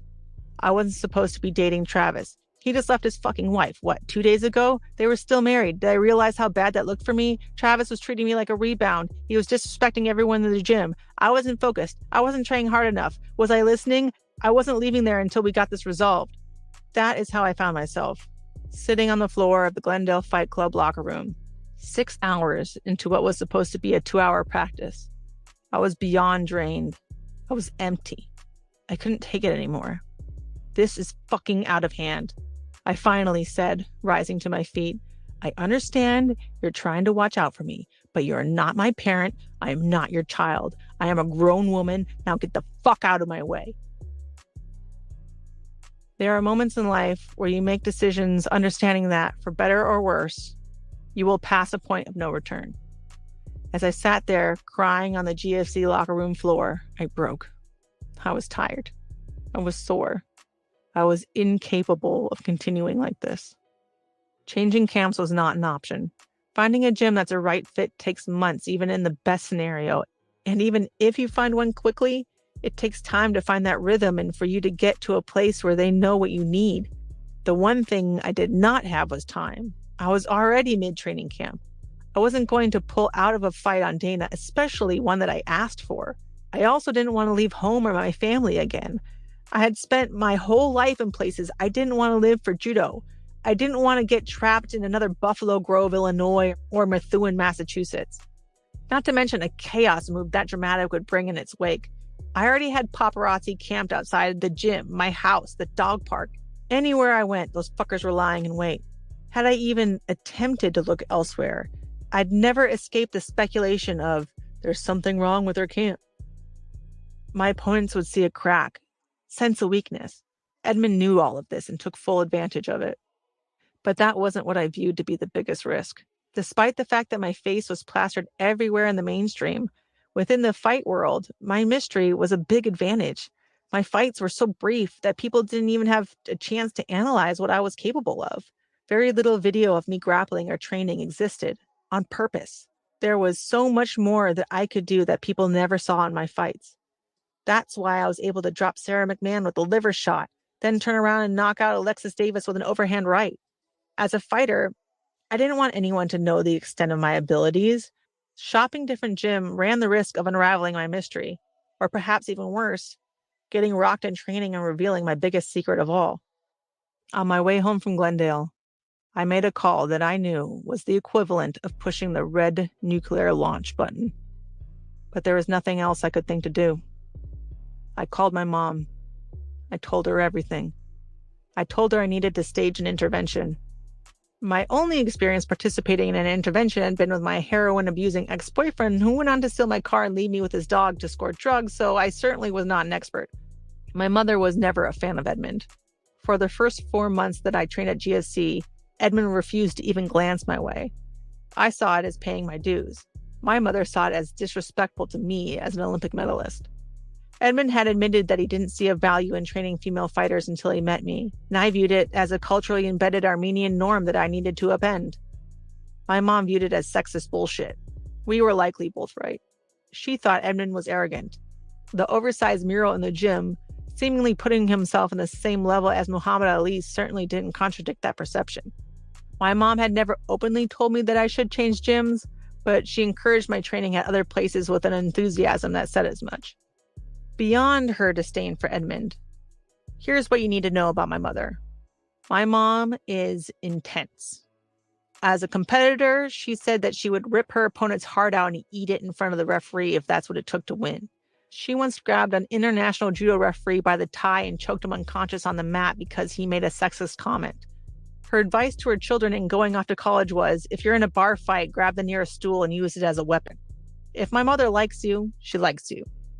When my mom doesn't like you, she doesn't bother with formalities. She doesn't fake smile. She doesn't make small talk. She cuts you down with a look that says if it were legal, she'd cut you with a sharp object too. But nothing compares to the seething rage and mafia-esque desire for revenge that comes from her even perceiving that you have crossed one of her children. She will never forgive, and you will spend the rest of your life looking over your shoulder, wondering if you will end up buried in a shallow grave somewhere in the desert. That's probably why when Edmund arrived at my mom's house that evening, he brought along Big Dave from the gym. 2 bodies would be harder to hide, especially one as big as Dave's. The Edmund who walked into the house that evening was a shell of the screaming figure in the locker room. His shoulders were slumped, his head hung low. He spoke in almost a whisper, unable to make eye contact. My mom never took her glare off him. He walked down the front hall, through the living room, which opened into the kitchen, and sat down in a black wooden chair. The way he was positioned with his hands on the kitchen table, lit overhead from the hanging lamp, was reminiscent of a police interrogation. My mom sat down to Edmund's left. To his right, positioned along the L-shaped couch, was the rest of my hastily assembled small council. Marina to back me up when Edmund inevitably tried to gaslight me. My sister Maria to make sure my mom didn't actually commit murder. My massage therapist Diana, to whom I had broken down sobbing during my appointment earlier that evening. I wanted Edmund to understand that he was alone, to feel what it felt like to be trapped in a room where no one would come to his defense. Edmund tried to start. Rhonda, I'm so sorry. No. I cut him off. Shut up. I'm going to talk and you're going to listen. Edmund nodded. This ends now. You sat there for hours, fucking hours, screaming at me over who I'm dating. It's none of your fucking business. It wasn't that, Edmund started to say. I'm still fucking talking. I shouted. You stood there punching me, trying to hurt me because you were angry at me, hitting and hitting me, not letting me fight back in front of my little sister. How does that make me better? You had someone literally blocking the door, physically preventing me from leaving for hours. I'm in fucking training camp. I was screaming at the top of my lungs. Edmund kept looking down at his hands. Today got out of hand, he whispered. And it's not just today, I said. It's every day, always something. I'm supposed to be training for a fight, not fighting my coach. I'm the fucking UFC champion. Fucking quit wasting my time and train me. What can I do, Rhonda? You said. Anything, I'll do it. I want it in writing, I said. My mom produced a pen and paper, and I dictated the terms to Edmund. Our interaction was to be strictly professional. He was not to call me outside of training. He was not to discuss anything outside the scopes of training with me, including my dating life. He was not to be alone in my presence at all. By the end, it was almost a full page front to back, and the boundaries that for so long had been blurred were clearly defined, scribbled out in his poor penmanship. Now sign it, I said. He stood up to leave. I swear to you, Rhonda, I'm sorry. He waited for me to accept his apology, to show that things were going to be okay. I said nothing. My mom took the paper and folded it. She walked into her office, filing it in the black 3-drawer filing cabinet where she keeps records on her enemies. This is fucked up, she said. It was a month out from my next fight. I know, I said, but just let me get through this fight and then I'll deal with it. I'll give you through this fight, my mom said. The next day, I went back to the gym. My mom came and sat by the side of the mat, making sure she was in Edmund's sight line. It was tense and awkward, but Edmund and I got in the ring. We didn't address what had happened. We just trained. As camp progressed, things got better. Edmund trained me with the same ferocity that had drawn me to him as a coach, but without the bullshit that had pushed me to the brink. When we were on, we could communicate with each other with a look, a motion, a word.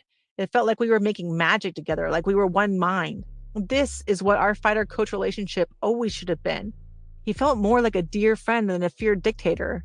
The intervention had actually intervened. And not since I had again destroyed Misha Tate in our rematch had I wanted to beat someone to a pulp as much as I did Betch Correia.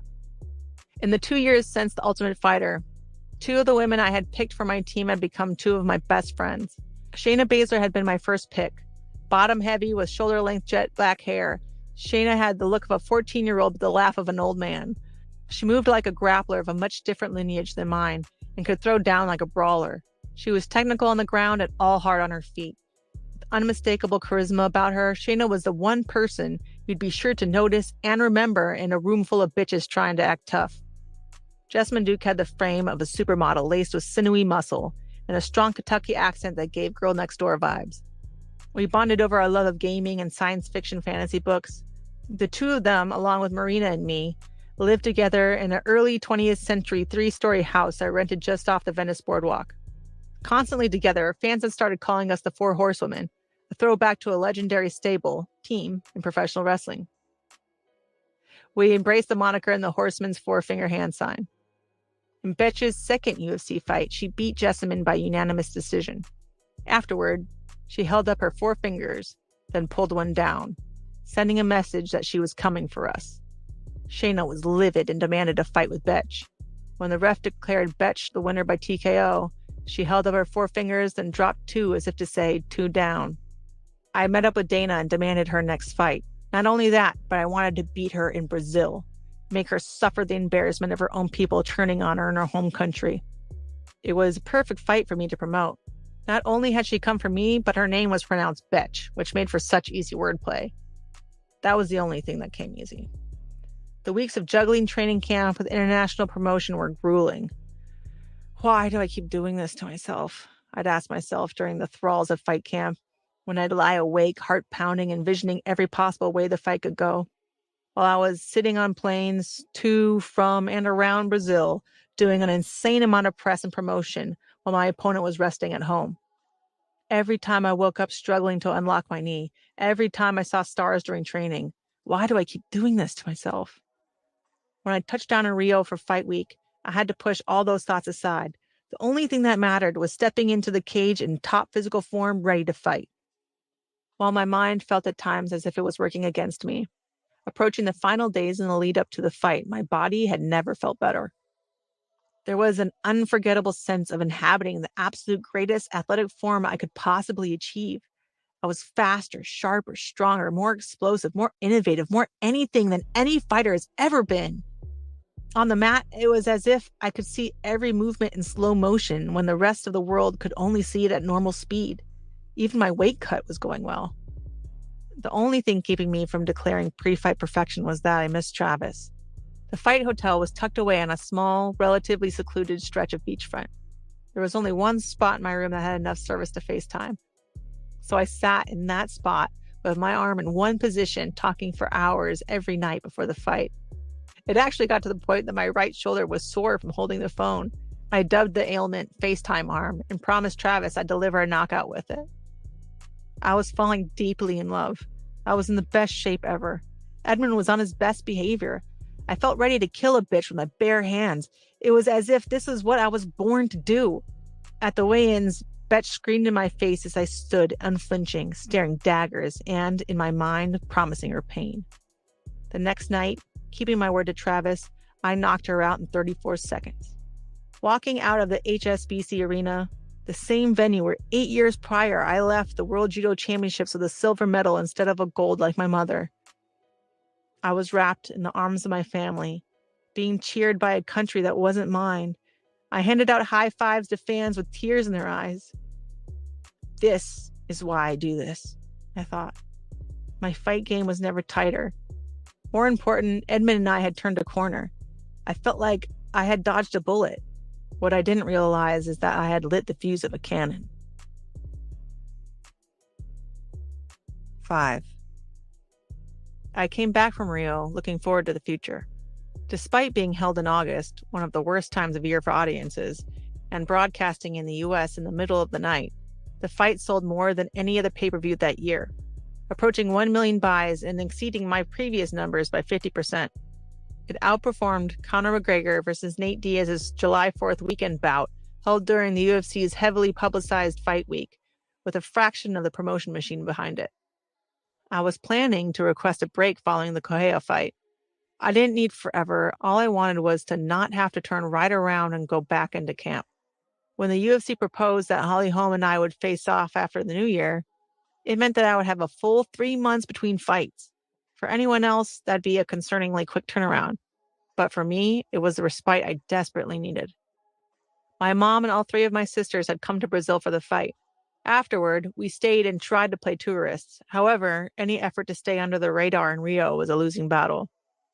We visited the 125-foot Christ the Redeemer statue that looks over the city, taking the obligatory outstretched arm photos.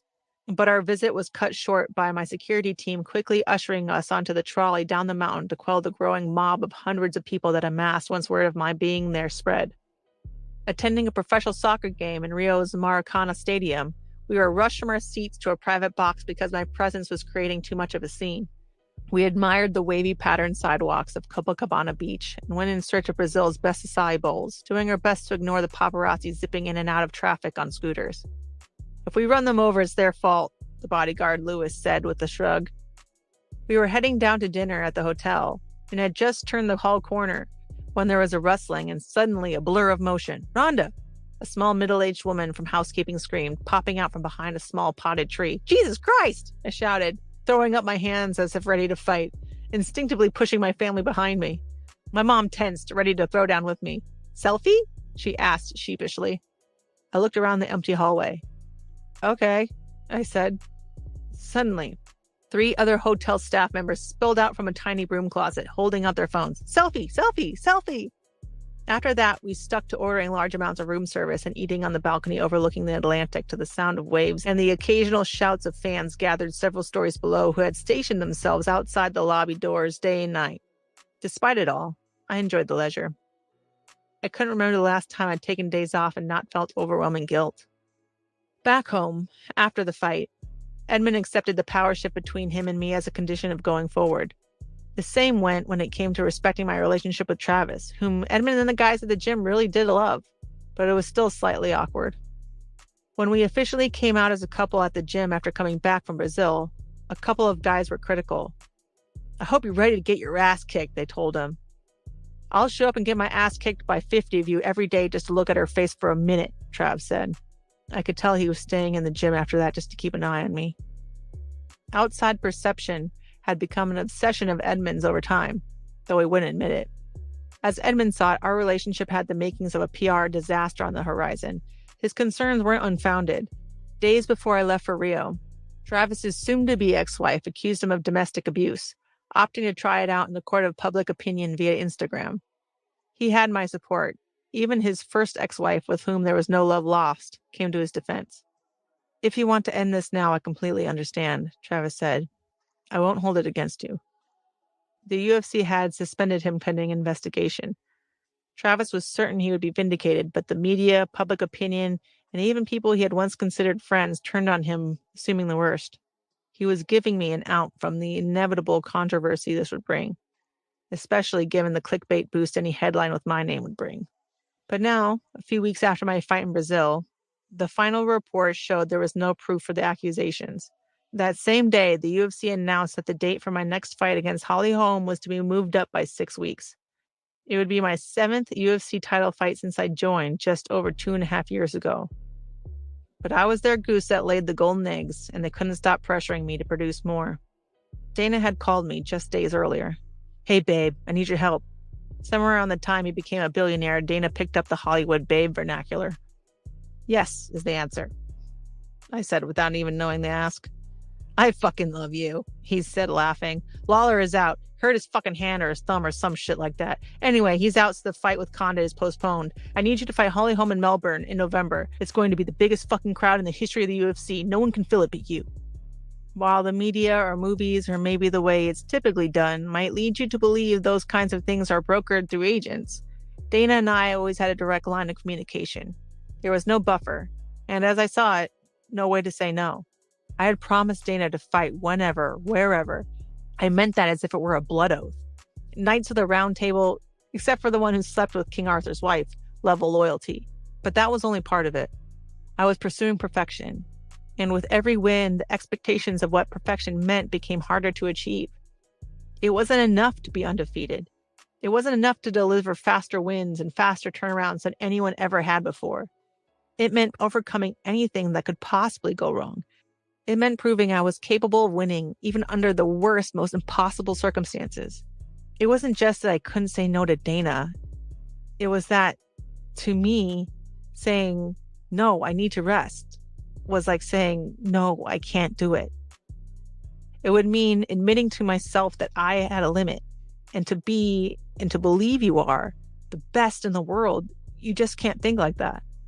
November? Like in 2 months? I asked. Yeah, 2nd week in November, Dana said. I groaned inwardly. I desperately needed this break. Guess training camp starts tomorrow, I thought. Dana, I promised that if you gave me this opportunity, I'd be the one that steps up when these other guys don't. Move it to November. Great, Dana said. We'll get started on promoting it. Fuck, I sighed as I hung up the phone with Dana. For the first time since my MMA career started, I didn't feel raring to fight. It just felt tired. As a fighter, you have to have tunnel vision. You can think about nothing but the moment that you step into the cage. You learn to ignore everything. Some of it is irrelevant noise, the media hype, the trolls on social media. Some of it is useful information, the pain signals your body sends you, symptoms of exhaustion, signs from the universe. In the weeks leading up to the home fight, the stress was starting to express itself in weird ways. I've always had trouble with intrusive thoughts like, if you say, try not to think of a blue duck, I will keep thinking of a blue duck constantly to remind myself not to think of the blue duck. The harder I tried to push a thought out, the more I'd be consumed by it. Only it wasn't blue ducks. It was self-destructive thoughts. I was living a bucket list life, and yet I constantly found myself thinking about dwelling on horrible things that happened years before or ways that everything I had worked for could all be taken away. And then I just couldn't stop thinking about them. Outside, I exuded confidence, but inside, I constantly battled those fears. As a young athlete, I had turned to superstition. My first major senior tournament was the US Open, and I was determined to shock the American judo scene by winning the whole damn thing. I should have believed I was capable based on skill alone, but I didn't know if I was good enough. I thought I needed luck on my side, so I packed a lucky shirt, a lucky pair of socks, a lucky rock, a lucky belt, a lucky pair of gi pants, talismans that I thought would give me an edge. I lost in the finals. The next tournament, the Rendezvous in Montreal, Canada, everything that could go wrong went wrong. It was one of those days where, to the surprise of no one who knew me, I lost my gi pants, my undershirt, the belt that I borrowed from someone else a month ago after losing my previous belt. I am many things, but well organized is not one of them. Yet, without my luck tokens, I ended up crushing everyone in the tournament. I came away with the #1 senior national ranking for the first time in my life and vowed to stay away from keeping or doing things for luck. But as the years passed, I started to find myself falling back into my old ways. By the time I was on top in the UFC, I had my lucky battle boots, cheap faux suede boots that were falling apart, but that I had worn for every professional title win. I had my little ritual for when I entered the cage. Stomp my left foot twice, then my right. Jump and stomp both. Walk to my corner, shake my arms, slap my right arm, then my left, then my thighs, touch the ground, bounce from foot to foot, squat and pop back up. Stomp my feet once more. Stop. If it felt good, I knew the fight would go great. If it felt slightly off, it became one more thing that I had to overcome. One more what if in the back of my mind to combat. These little superstitious tics were my way of feeling like I had control of a future that scared the shit out of me. Much later, I would come to realize that my preoccupation with superstition was only providing opportunities for me to dwell on things that could possibly go wrong and how I could have prevented them. But we're not yet at the much later part of the book. I didn't have the mental bandwidth to think that reflectively. I was so exhausted that if I printed an entire book just repeating the words beyond exhausted, that wouldn't even begin to convey how tired I was. One day, in the lead up to the home fight, my hairdresser, Abe, innocently mentioned that an itchy left palm is bad luck. One day, his left palm was itchy and all these bad things had happened to him. After that, my left palm itched incessantly, accompanied by a feeling of foreboding. I started making signs of the cross discreetly with my thumb any time I had an intrusive thought or itchy palm or otherwise self-interpreted sign that something negative was going to happen. It got to the point where I was making hundreds of little thumb crosses a day. I lived in a constant state of dread I couldn't shake myself out of and was too embarrassed to mention. I'm the baddest bitch on the planet. Why is the itchy palm fucking me up so much? I'd ask myself, but I didn't have an answer. I started burning incense in the gym. I lit candles at the church down the street. I tried to wear bright colors to bring up my mood, but nothing stopped the increasingly consuming feeling of impending doom. It was as if I was running on a receded beach, constantly looking behind me for the tsunami that would overtake me. Just get through it, I told myself, part pep talk, part reassurance. Just get to the fucking ring and do your job so you can go home and get some fucking rest. It was the first time I was looking forward to the fight just being over. But that didn't matter. I had to be the best on my worst day. It was a philosophy I had learned from my mom. My mom said that on any given day, there were a number of elite athletes capable of winning. The differentiating factor between good and undeniably great was the ability to be the best in the world on your worst day. You have to train so hard that your worst is better than anyone else's best. The Olympics only come around every 4 years. You can't guarantee it will land on a good day. It became a mantra that I repeated to myself in the moments when I wanted to give up, when anxiety and doubt crept in. You gotta be the best on your worst day. Little did I know this constant mantra was convincing me the worst day was coming. Training for a fight in Australia was one thing. Promoting a fight in Australia was another completely. I had proved capable of drawing a live international crowd in Brazil, but having an opponent from that country had helped, even if the fans had come with hopes of seeing me beat her. We weren't just talking about filling an arena's worth of spectators in Melbourne. Etihad Stadium, capable of holding 56,000 fans, was the biggest stadium in the Southern Hemisphere. If selling the most in-person tickets in the history of the UFC wasn't tough enough, We needed that record for a fight that was taking place on a Sunday morning so that it could sync up time zone-wise with a Saturday night broadcast in the United States. And even if we accomplished that, the fight would only be considered a commercial success if I sold more pay-per-view than ever before in the UFC's pay-per-view desert month of November. I'd need to get over 55,000 people in seats and over 1 million people purchasing the broadcast. We need you to fly to Melbourne for media, I was told as I was preparing to enter camp. There was a press conference, then a pre-fight promotional request that never stopped without any regard for the fact that I also needed to actually prepare for a fight. I was sitting in a dressing room after a gauntlet of appearances when the UFC PR lady handed me a media schedule for the next week. Staring down at the page's long printout, I burst into tears. I'm not a fucking robot, I pleaded. This isn't a Britney Spears concert we're promoting here. I can't just go out and go through some rehearsed motion. I have to fucking fight. Please make this easier on me. Media never took time away from my training, just my rest and recovery. But I was starting to crack. It was the first time I'd ever asked to lighten my media schedule. The PR lady returned a little bit later with a printout. It was the same amount of appearances, just condensed into fewer days. That's the best I could do, honey, she said sympathetically. Hope this helps. I forced a smile and thanked her. I looked down at the paper in my hands. You have to be the best on your worst day, I thought to myself. There would be 2 of us in the fight, but it was up to me to get people to care. My underdog opponent was able to fly under the radar, doing radio call-ins from her gym in New Mexico. When I asked about this, UFC's media relations explanation was that no one else was interested in talking to her. But my back was hurting from carrying yet another fight. Every second I spent traveling and doing media was an opportunity that my opponent got to rest or train that I didn't. I referred to it as the contender's luxury, where they take the fight only when they are 100% and carry none of the responsibility for selling it. I understood the role that the media played in my rapid ascent within the sport. My success was not solely because I was an amazing athlete. Other talented athletes had come before me. I had succeeded not just because I won, but because I got people to care. The media provided me a platform to connect with audiences, and in return, I provided them with quotes that weren't the same boring bullshit and stories that sold. I was under no illusion that any of my media relationships were anything more than mutually beneficial. But I wanted to believe there was a level of mutual respect. But the more visible I became, the more my relationship with the media became strained.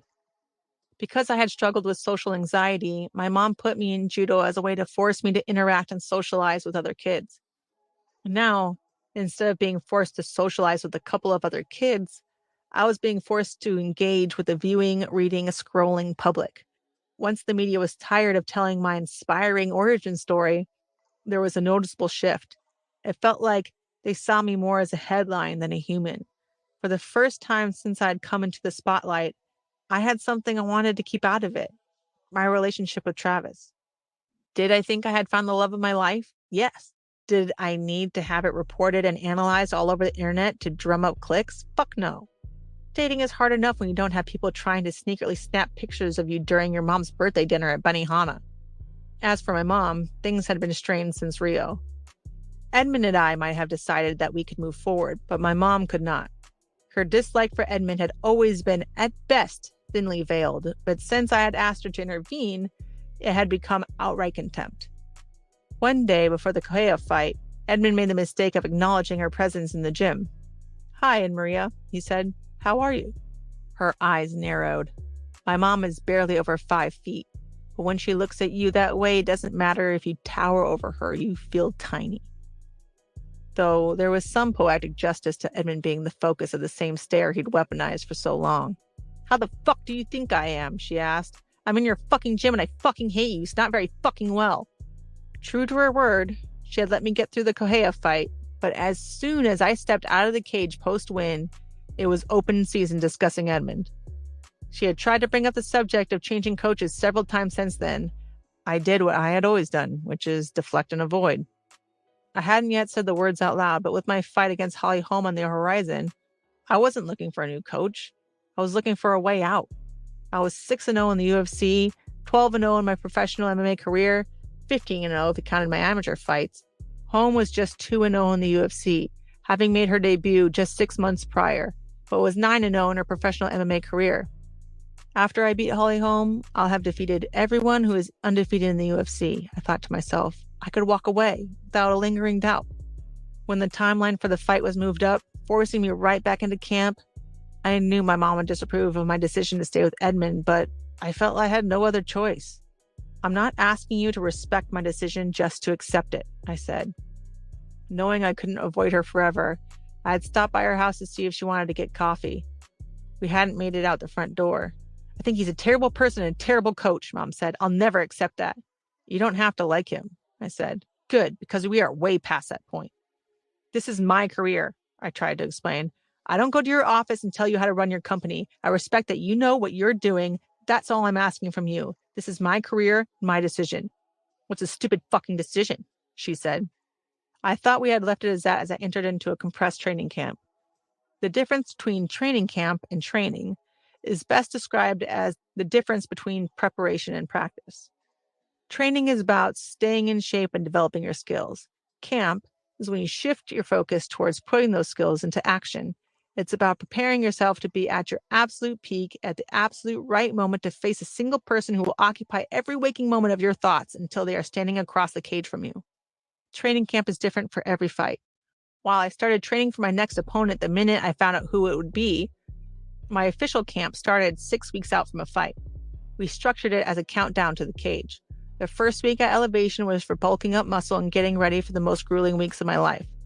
In week 5, I'd start my weight cut program preordained by my nutritionist. Usually the first few pounds would slide off, but for the first time in my career, that didn't happen. Every day I would step on the scale and the number wouldn't move. In the UFC, I was fighting 135 pounds. My body is not a body that should ever weigh 135 pounds. I had initially fought at 63 kilograms, 138.6 pounds in judo because I could not make weight consistently any lighter than that, especially with only a few hours to recover in the morning of the competition. Even then, fighting and making weight up to 20 times a year in judo started my battle with eating disorders. The strain that weight cut put on my body is why I moved up to 70 kilograms, 154 pounds. And I still had to cut weight to hit that number. In MMA, I had been able to make 135 only because it was a few times a year with many months to recover until I stopped giving myself time to recover. When you don't take care of your body, it rebels against you. Stress hormones release other hormones that make you inflamed or hold on to weight. The weight cut was getting harder for me. I was training all out, twice a day, every bit of food measured and monitored down to the ounce an hour eaten, and I still could not get below 155. I viewed those 20 pounds as one more challenge to overcome. Bad weight cut? Best on your worst day, I whispered to myself. Week 4, we honed in on the game plan. Holm was a former boxer with a decent boxing record of 33-2. Her striking ability was a threat. I had always been aware of the risk posed by a strong striker, even more so since I had been concussed fighting Sarah McMahon. There was one significant difference between that fight and this upcoming one. Sarah McMahon had been a grappler who got off a couple of lucky shots. Holly Holm could strike. She knew how to keep distance. I knew that and planned for it. What I had not planned for was my mother. I was driving to practice when the text alerts started buzzing. The entire hour drive to Glendale, they wouldn't stop. When I parked, I figured out why. There, at a conference table in her office, sat my mother. She was doing an interview with some random media site that I had never heard of. As the reporter broached the subject of my coaching, she sat, chin resting on her folded hands. The reporter seemed nervous, stumbling over his question. My mom seemed calm, thoughtful, anticipating. If you don't mind, you don't have to. We were talking about it when we started the interview. He hesitated. Specifically, Edmund, her coach now, who I believe is her striking coach, but he's the head coach. Are you at issues with the way that he's kind of corralling her? At the mention of Edmund's name, my mom's eyes narrowed, her mouth becoming a straight line. Her expression was nothing short of pure hatred. She had been waiting for this moment. My mom looked straight at the camera. I think Edmund is a terrible coach, and I will say it publicly, she said, jumping in before the reporter had even finished. It was as if she knew exactly what he was going to ask. He hit the lottery when Ronda walked in there. I think she stays there out of superstition. It's like somebody who, pitches a no-hitter when they're wearing red underwear and they wear that red underwear every day. And I think it's superstition. And I would caution anyone from going there. I think he uses her to lure people in. I told Rhonda, I'm not going to be quiet about this anymore. He's a bad person and people should not go there. She shrugged. And if he wants to sue me, that's my honest opinion. By the way, she added, as if trying to put a Band-Aid over a missing limb, I think Rhonda is wonderful and I love her. He's a horrible person and she wins despite him. I sat there, staring at my phone in disbelief. The site had also released we were talking about it when we first started the interview part of the interview. In it, my mom said I would run over him with my car if there wasn't a law against it. The crazy look in her eyes that left no doubt that she meant it and she was still considering it despite the legal consequences. By the end of practice, media had descended upon the gym. I couldn't even speak to my mother because I had no words. For the first time in my life, I understood what someone meant when they said, I'm not angry, I'm just disappointed. I was also furious, but more than rage, I felt let down, betrayed. Our relationship wasn't perfect, but I could not believe she would create a fucking spectacle in the media. She knew the distraction this would cause. She knew it would hurt me, that it would give my opponent confidence, and she did it anyway. You gotta be the best on your worst day. I repeated the maxim I'd learned from her. Gotta be able to block out all the bullshit. A few days later, Dana called me. He wanted to have a security detail follow me from now on. Really? I asked. It's just about protecting some of the top champions, Dana said. I was used to having security at events or when I traveled, but having someone assigned to watch me as I just went through my daily life seemed unnecessary and somewhat out of the blue. Okay, I guess, I reluctantly agreed. A few hours later, a bodyguard knocked at my door, and from then on until the fight, a top flight security followed me from home to practice. It would later slip that my mom had called Dana, convinced him Edmund was a threat to my safety and that I needed to be guarded constantly for my own protection.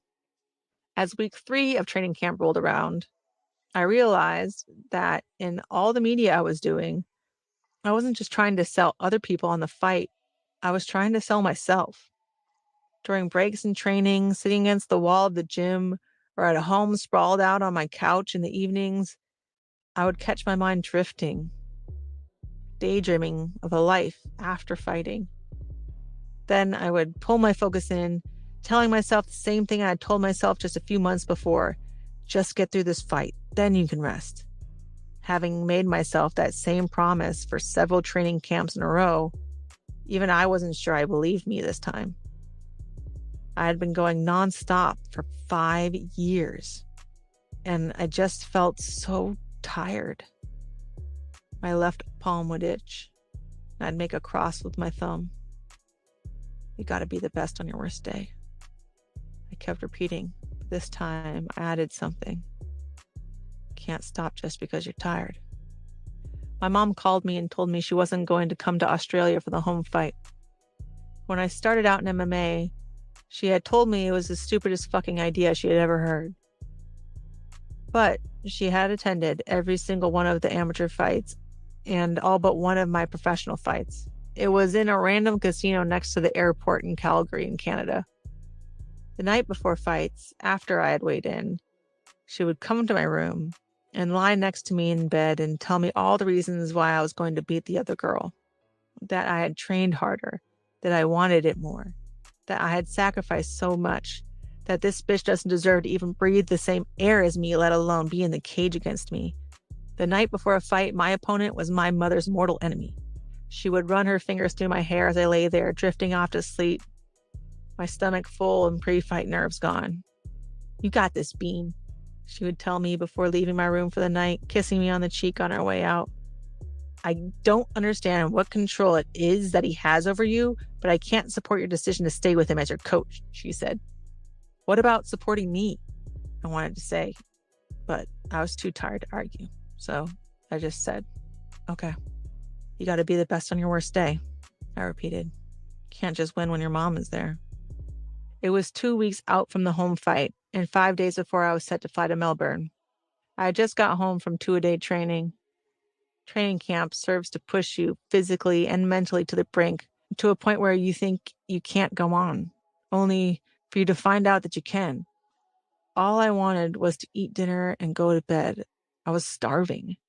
By this point in camp, I should have been shifting all my focus to fine-tuning for the fight, but I had been struggling with my weight.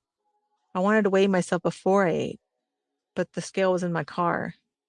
"I can get it, babe," Travis said, but he was in the middle of cooking and I could not wait another second. "I'll get it," I said. I ran out the back door and down my back steps, something I did 20 times a day. But when I reached the concrete at the bottom of the east stair, my foot just went out from under me. I tried to steady myself, but wearing socks, I had no friction for leverage. There was nothing I could do to stop myself, no railing to grab. I blacked out when I fell, landing awkwardly on my knee and hitting the back of my head on the corner of a step. A few seconds later, I came to. I just knocked myself out, I thought, in total disbelief. My knee throbbed. I had already undergone 6 knee surgeries since my first torn ACL at 16 and was almost able to self-diagnose the difference between ice and operated. Something was definitely torn, but I bent my knee. Manageable. I had created my entire fighting style around an unstable right knee. I could get through this. I pushed the pain out of my mind, watched the car, grabbed the scale. I went back in the house. I wiggled my knee. It was immediately evident that my surgically replaced ligament, which is basically responsible for holding your knee in place, had snapped. I tried to blink away the tears and the photovision spots dancing in front of my eyes. Travis kissed my head and brought me ice. "You gotta be the best on your worst day," I told myself, not going to let slipping on the stairs stop me. I boarded the flight to Melbourne, hoping that when I stepped off the plane in Australia, it would be like when Dorothy walks out of the house in The Wizard of Oz and suddenly everything goes from black and white to Technicolor. It didn't. We were whisked away to the fight's host hotel, the Crown Metropole. It was part of a large casino complex with restaurants, gaming floors, food courts, and shops connected by a maze of escalators, atriums, and glass-encased walkways. Save for the jet lag and the accents, it felt like I had traveled halfway around the world just to end up in a slightly alternate version of Las Vegas.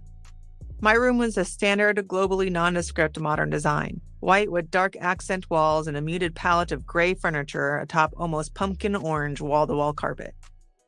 A wall of glass windows overlooked a bustling city and a river 24 floors below. We pushed the furniture up against the suite walls and put down mats so I could train as much as possible without having to leave my room. The bathroom was painted black with 2 walls covered in mirrors. A large white marble counter with sinks ran across one side of the room.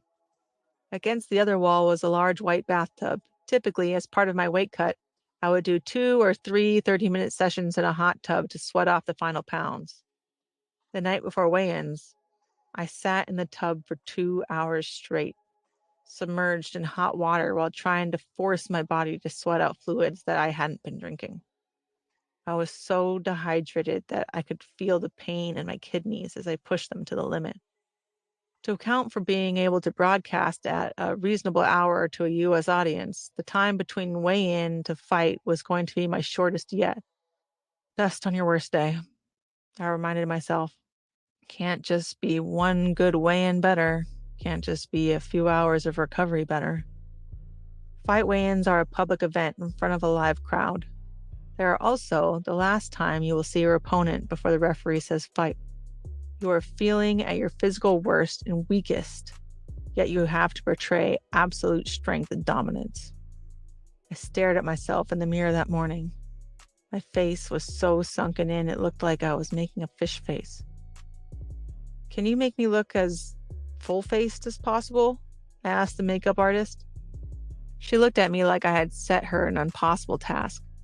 "Let's see what we can do," she said in a tone that was both upbeat and unconvincing. Despite her best attempts and a significant amount of blush, I still looked skeletal. At the arena, I walked out on stage and stripped down to my underwear. My mouth was dry, not from nerves, but because it had been a day since I had anything to drink. I approached the scale. I paused before stepping on it and exhaled deeply, trying to squeeze every last possible fraction of an ounce from my body. I held my breath as I stepped on the scale.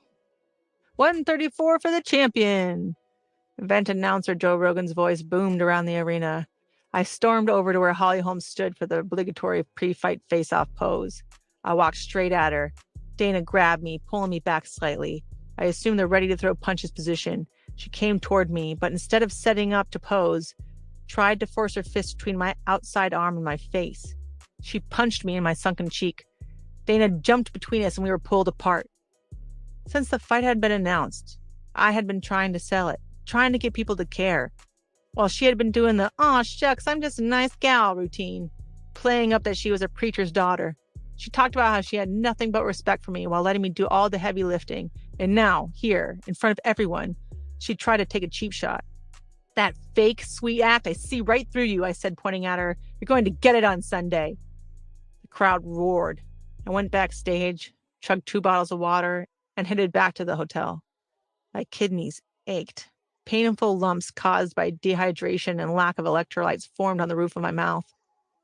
I ate my post-weigh-in snacks, looking forward to a full meal for the first time in days. Holly's attempts to get in my head were laughable. All I cared about was that I had less than 24 hours from getting through this fight. My standard post-weigh-in, pre-fight evening followed a loosely structured schedule of eat, drink, sleep for the night, wake up, eat, drink, and sleep/hibernate until late afternoon. However, in Melbourne, we were slated to step into the cage at around 2 p.m. There would be no hibernation or recovery time. I tossed and turned all night in a restless sleep. In the morning, I got up and ate, but as soon as I went back to sleep, the security escort knocked on my door. "You ready?" Edmund asked. I reminded myself. Best on your worst day. I scratched my left palm and made a thumb cross. I thought of my dad and how, whenever my mom asked him that question, he said, "I was born ready." I was dressed head to toe in black. In the Reebok era of the UFC, only champions can wear black, with your name in gold letters. My hair was pulled tight into 3 small ponytails that met and wrapped together in a tight bun. I put on my battle boots, those cheap, gray, falling apart knee-high boots that I wore into every fight. The members of my coaching team were assembled in the living room: Edmund, my judo coach, and childhood friend Justin Flores. My grappling coach, Henry Gracie, my wrestling coach, Martin, my nutritionist, Mike Dolce. Travis, who had come to Australia with me and would be watching me fight for the first time, gave me a kiss as I headed out the door. He was more nervous than I was. "You got this," he said. I smiled and nodded. I knew I had this, just like I had it the last dozen times, but there was something about hearing him say it that made it mean more. I walked out into the hallway and headed out for the stadium. We were led through fluorescent-lit concrete corridors that are woven under every major arena and stadium to my locker room. The warm-up room typically consisted of a room full of near-to-wall-to-wall mats, but before me lay just a single strip of mats in a line. "I can't practice lateral movement like this," I said, looking at the space. This fight was all about moving laterally to herd home up against the cage. "I can't really do anything." In the background, I could hear someone being ordered to get more mats. The strip widened by just a few feet. It wasn't much of an improvement. Best on your worst day, I told myself. Can't just be one warm-up room better. I went through my warm-up, a series of drills and stretches, grappling on the ground with Justin, then throwing punches with Edmund. Edmund wrapped my hands as an official watched, then signed off on the wraps to indicate they weren't hiding weights or anything else illegal that could give me an advantage over my opponent. It was getting close to fight time. Edmund reached into his bag and pulled out my mouth guard. It was the one that was blue inside. My left palm itched. I scratched it and made a thumb cross. "This isn't the right one," I said. "This is the bad one." I had several mouth guards, which are made by taking a mold of your teeth and then creating a mouth guard from that mold. In order to take that mold, you have to hold the guard in your mouth for 10 minutes while it solidifies. In this case, my previously injured jaw had spasmed while the mold was being cast for the mouth guard Edmund had pulled out of the bag. As a result, the bottom row of teeth didn't have any support behind them. Edmund looked back in his canvas duffel, unzipping every compartment. He looked back at me. "It's the only one we have." I shook my head. It would have to do. Best on your worst day, I reassured myself. Can't just be a mouth guard better than the other person. As an elite athlete, you train yourself to ignore anything that could distract you from your goal. Pain, crowd reactions, the media circus, a shitty weight cut, a fucked up mouth guard. None of it mattered when I walked out into that arena. The only thing that mattered was winning. There was a knock on my locker room door. It was time. The size of the stadium meant that the distance from when you emerged to the crowd and got to the cage was longer than usual. The challenger always goes first, and I could hear muted sounds through the walls of Holly Holm entering to some kind of jig. If you've never competed at the highest levels, you might expect that in the moments before a competition, you might feel nervous, that your hands might sweat, that you might breathe just a little bit heavier, that you might anxiously shift from foot to foot. But that's not the case. When you've trained your entire life for something, when you are standing on the precipice of that, you feel an overwhelming sense of calm despite your pounding heart. When I closed my eyes, I could almost feel my synapses firing, my muscles preparing for action. My breath was relaxed. I stood up straight and waited for the opening chords of Joan Jett's Bad Reputation, for the thunder from the crowd when my face appeared on the huge screens in the stadium. In the final moments before a fight, my senses heightened, as if the world was slowing down, but I was still moving at full speed. I would hear the roar of the crowd, but as I got closer to the cage, it would become background noise. Once the door to the cage was closed, I would step under the bright spotlights, and it would be as if nothing else existed outside of the chain link. I stood backstage waiting for the producer to signal as my cue to go. 4 large security men in black polo shirts surrounded me, my coaches trailing behind as I made my way toward the cage. We were just about to exit the tunnel when I tripped. It was barely noticeable, happening as the cameras transitioned from the backstage shots to the in-arena angle. In 15 previous fights, I had never stumbled. Did that just happen? I asked myself. Before I had time to answer, I was forced to push the thought out of my mind. Best on your worst day, I reminded myself one last time. Looking back, there was all this foreboding, but I convinced myself, no, there's no doubt in your mind. You're fine. You can do this. I just needed to focus, so I did and kept walking. I reached the octagon, kicked off my battle boots, and took off my sweats. I hugged each of my coaches. My cut man rubbed Vaseline on my face. This was applied before a fight in an attempt to reduce friction on the skin and lower the likelihood of a blow causing a cut, especially as head wounds bleed a lot. I held my arms out for the pre-fight inspection for anything that might injure my opponent or give me an edge, and then I was pointed into the cage. I walked up the 4 stairs, bowed slightly in a nod to my judo days. I stepped onto the canvas, stomped my left foot twice, then my right, jumped and stomped both. I headed toward my corner, shaking my arms, slapping my right shoulder, then left, then thighs. I touched the ground, squatted, then popped back up. I stomped my feet one last time, trying to get the blood back into my toes. I was performing a dance I had done a million times.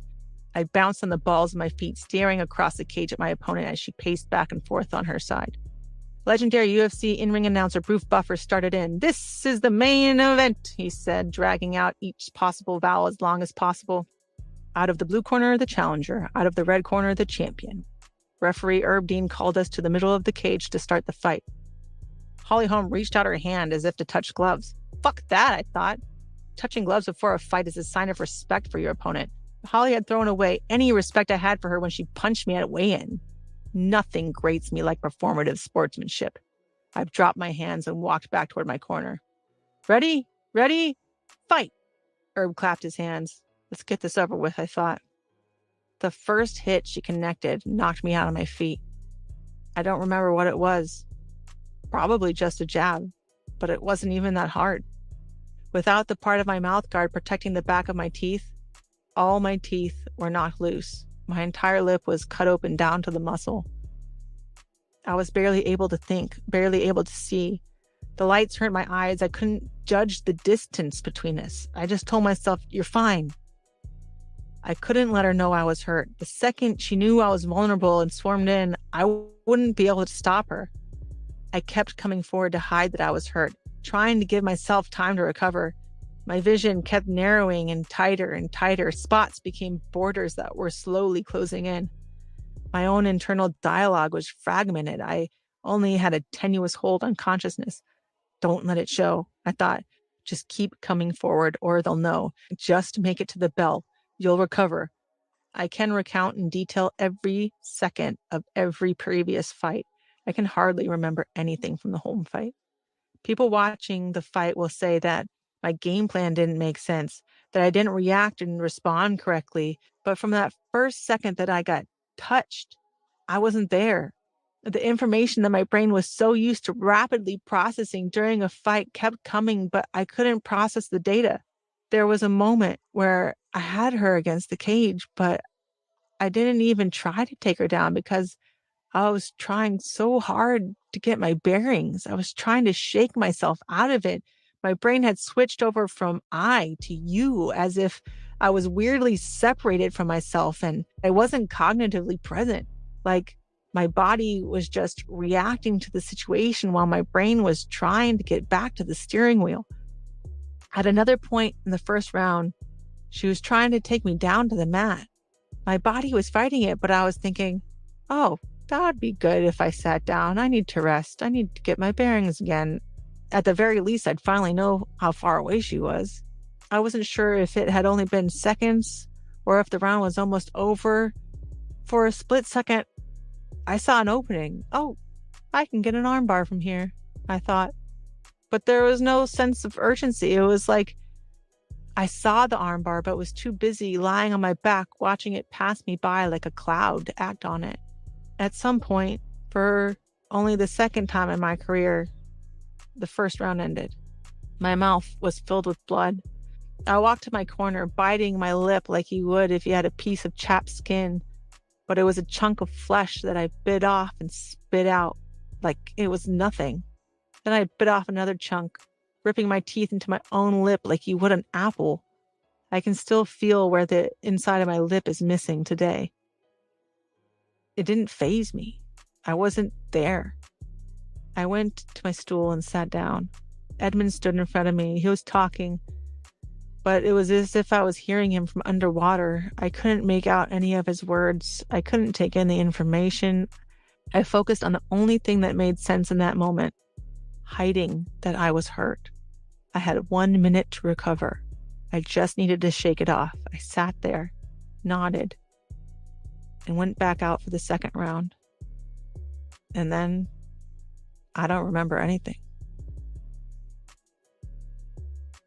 6. After the fight, a decision was made to take me to the hospital. I don't know who made it, only that it wasn't me.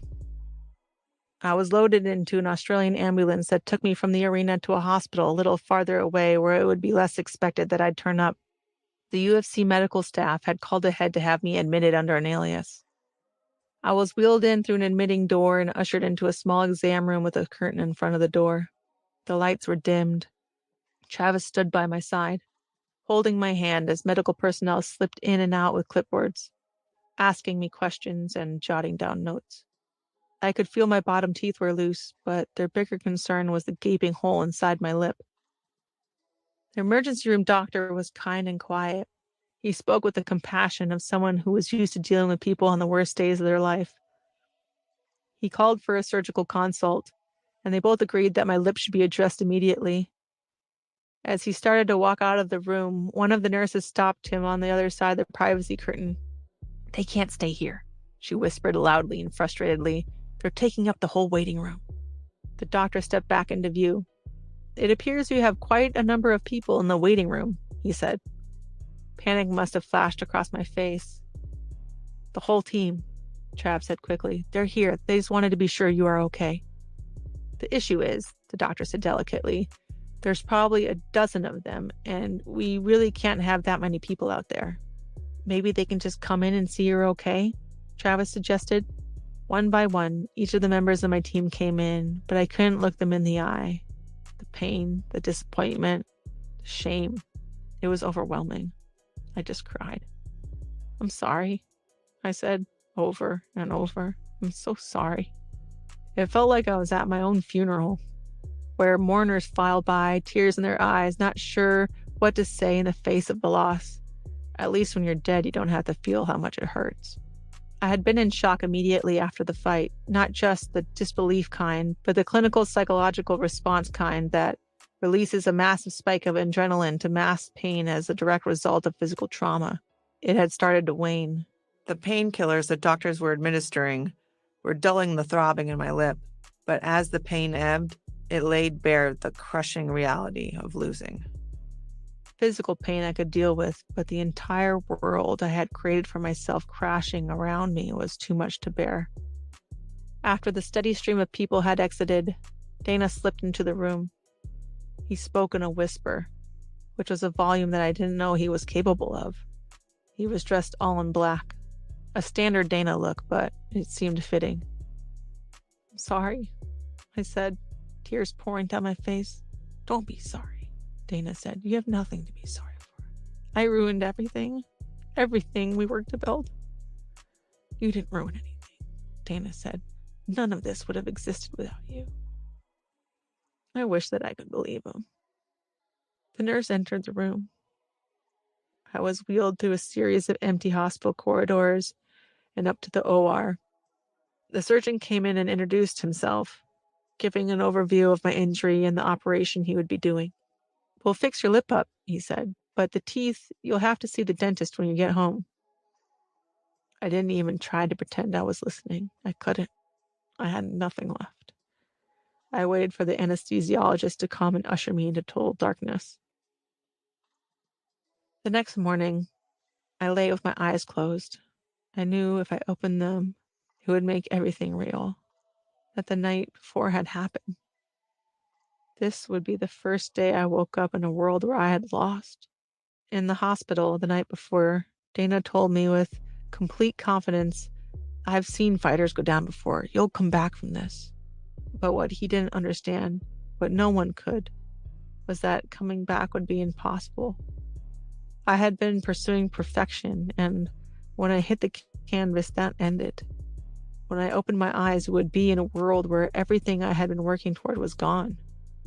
For the first time in my life, I had no option but to set my expectations for myself lower. It is hard to articulate the unrelenting feeling of failure when you realize that everything you have worked for, everything you gave and sacrificed wasn't enough. To realize that the one thing that you built your life around is no longer possible. It is an inescapable emptiness that hurts so much you want to scream endlessly into an abyss and then throw yourself into it.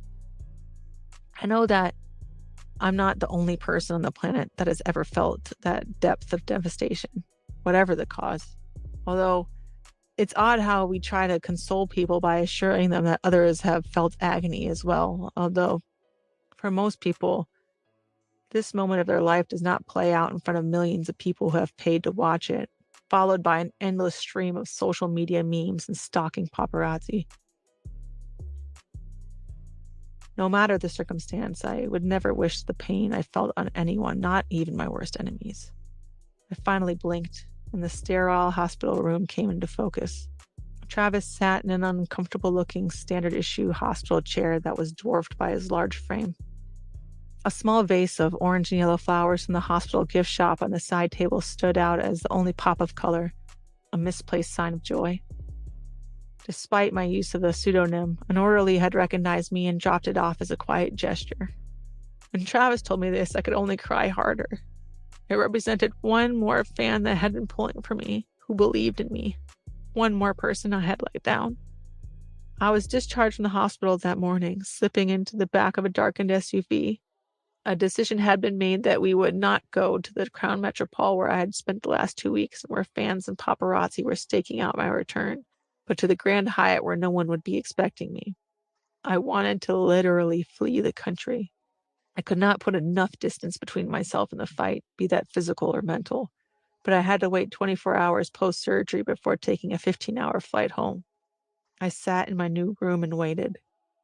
This room was an array of muted darks. It seemed oddly fitting. I drew the shades, took painkillers, and when I wasn't sleeping, cried. Trav tried to get me to eat, but Between my lip, my loose teeth, and my depression, it felt like too much. So he just sat there, holding me. Edmund stopped by, sobbing hysterically. "I'm so sorry," he said. "I failed you." It felt like he was hoping I would absolve him of his guilt, that I would tell him it was okay, that it wasn't his fault. But I didn't have space in my own grief to comfort anyone else. Less than 48 hours after the fight, I boarded a flight back home. I slept the entire way, dreading what I knew awaited me when we touched down. I was tired. My face was bruised from the bout, my lips swollen from surgery. My eyes were puffy and red from having cried for 3 days straight. I'd barely eaten in that stretch, and I was jet-lagged from flying halfway around the world. I was physically and mentally broken. I climbed down the steps to the plane, knowing that at the other end of the terminal was a throng of dudes with cameras slung around their necks, salivating over the chance to be the one who got a picture of me at my lowest point. There was nothing that I wanted to do less in that moment than walk a gauntlet of camera clicks and screamed questions. By this point in my career, I had become skilled at cutting through the crowd chaos. Move and just keep moving, only look forward. Travis, by virtue of his size, tried his best to block for me as airline staff and security ushered us out of the airport past the paparazzi who followed me, demanding to know. Until this moment, I had always tried to please the media.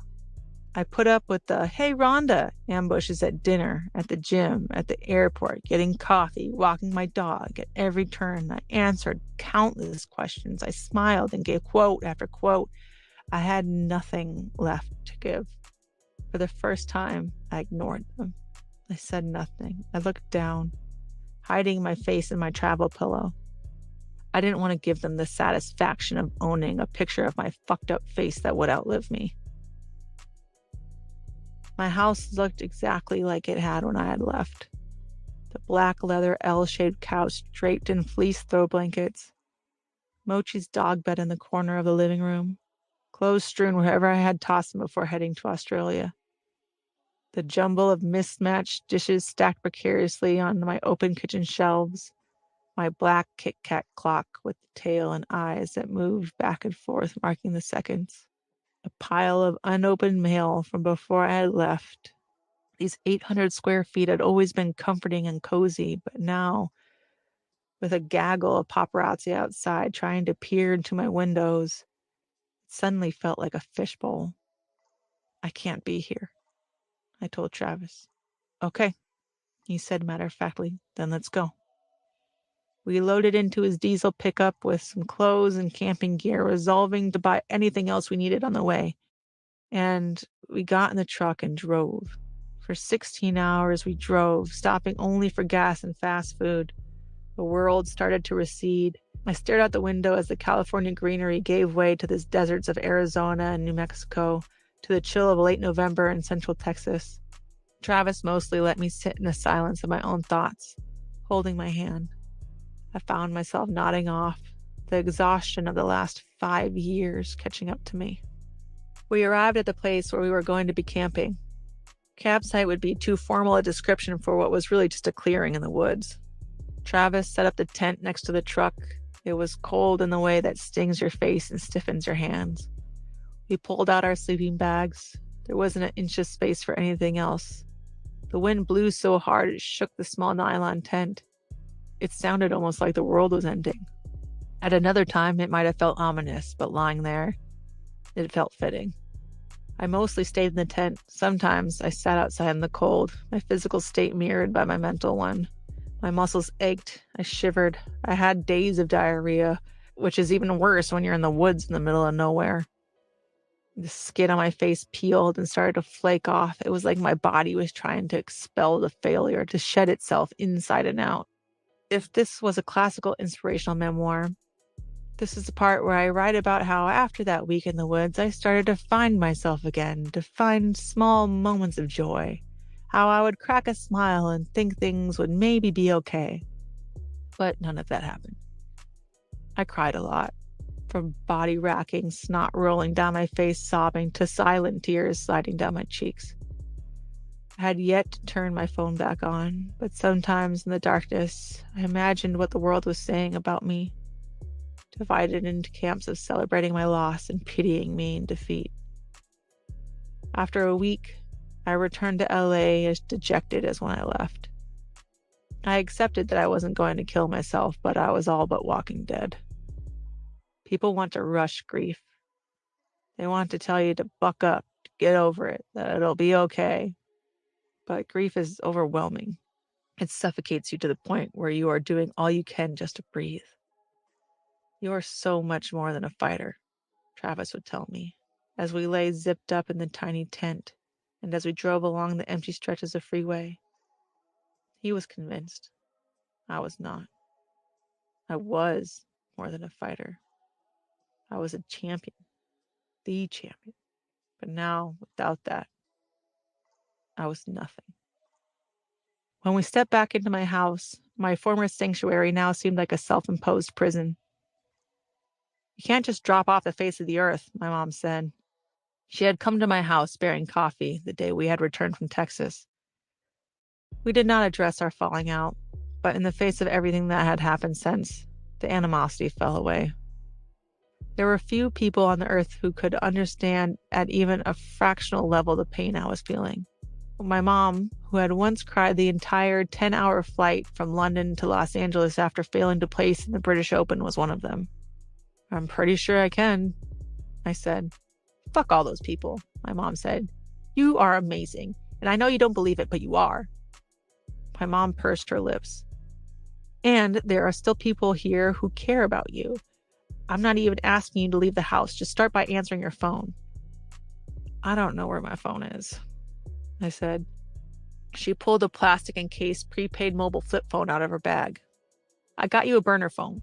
This way we can reach you, and if you decide in this next phase of your life to turn to crime and rob a bank, then they won't be able to track you. I'd have to leave the house to rob a bank, I pointed out. I somehow reluctantly agreed to go to my sister Jennifer's house for Thanksgiving the following week. We need ice, Jennifer said from the kitchen. Travis volunteered to make the run, and me and my 7-year-old niece jumped in the truck too. I was not only already high, as I would be for most of the next year, but also at least 2 glasses of wine in. We were miles away from LA's west side where the paparazzi lurked on every corner, yet before the turkey was out of the oven, the photos of us running into the market were splashed all over the internet. I never even saw the cameraman who took them. The next morning, Travis convinced me that it was time to intentionally venture back into the world. It had been 2 weeks since the home fight. You gotta get out, he half pleaded. I reluctantly agreed to walk to my regular coffee shop a block from my house. I showered and got dressed with actual intent for the first time since Australia.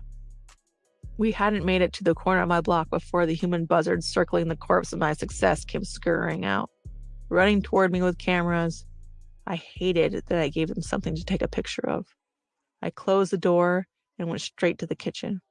Tears fell into my kitchen bong's water as I lit it up. I took a hit, pulling the smoke through, and resolved more than ever to become a hermit. However, before I could abandon society forever, I needed to see the dentist to resolve the front 4 bottom teeth that had not settled back into place. My dentist agreed to see me before hours so I could avoid overlapping with any other patients, but when he realized the damage went into the root, he sent me to a specialist nearby. You're sure you want to do all 4 root canals at once? The new dentist asked. It's fine, I said. What were a handful of root canals on top of everything else? I sat there in the chair as they numbed my lower chin. The TV was playing daytime programming on the wall in front of me. Let me know if it gets too intense, the dentist said, repositioning the paper bib around my neck. Oh, I said, with my mouth held open. I mindlessly stared at the TV, reading the closed captioning of a talk show. The dentist real word. I winced. The assistant sucked the little vacuum up against my cheek to keep me from choking on my own spit. The TMZ intro appeared across the screen. The drill word again. The brightly colored TMZ Sports logo flashed. Ronda Rousey, out of hiding. The auto-captioned text ticked across the bottom of the screen. For the first time since her loss, Ronda Rousey has been spotted. Pictures of my loss, of me covering my face at the airport, of me and my niece getting ice, of me and Travis grabbing coffee, ran across the screen as TMZ staffers made their trademark snarky comments. The hygienist sucked the gathering saliva out of my mouth. The dentist hammered on my teeth. I sat there, mouth agape, watching it. "Doing all right?" the dentist asked. I made an unintelligible noise. How could I even answer that? Well, I'm sitting here getting 4 root canals while watching a TV segment recapping the worst moment of my life. I'm in the darkest timeline, I thought to myself. This is my hell. I am literally in hell. I closed my eyes, trying to focus on the dentist scraping out the pulp inside my tooth. I opened my eyes slowly, as if hoping I would wake up from this nightmare. My own face flashed back at me on the screen. I'm gonna get so fucking high when I get home, I promised myself. And for the next year, that's pretty much all I did. It was sometime around the holidays when my agent Brad stopped by the house. "I've been trying to reach you," he said. I still hadn't turned my phone back on since Australia. I wasn't avoiding him, I explained. I was just avoiding everything. He was grinning from ear to ear. He had big news. "SNL called," he said. "They want you to host." I did a double take. Was I that high? "I'm serious. Lauren called me up," Brad said, referring to Saturday Night Live's legendary creator and producer Lauren Michaels. He said, "Times like this is what this show is for, to showcase and repackage people going through crisis like Ronda is.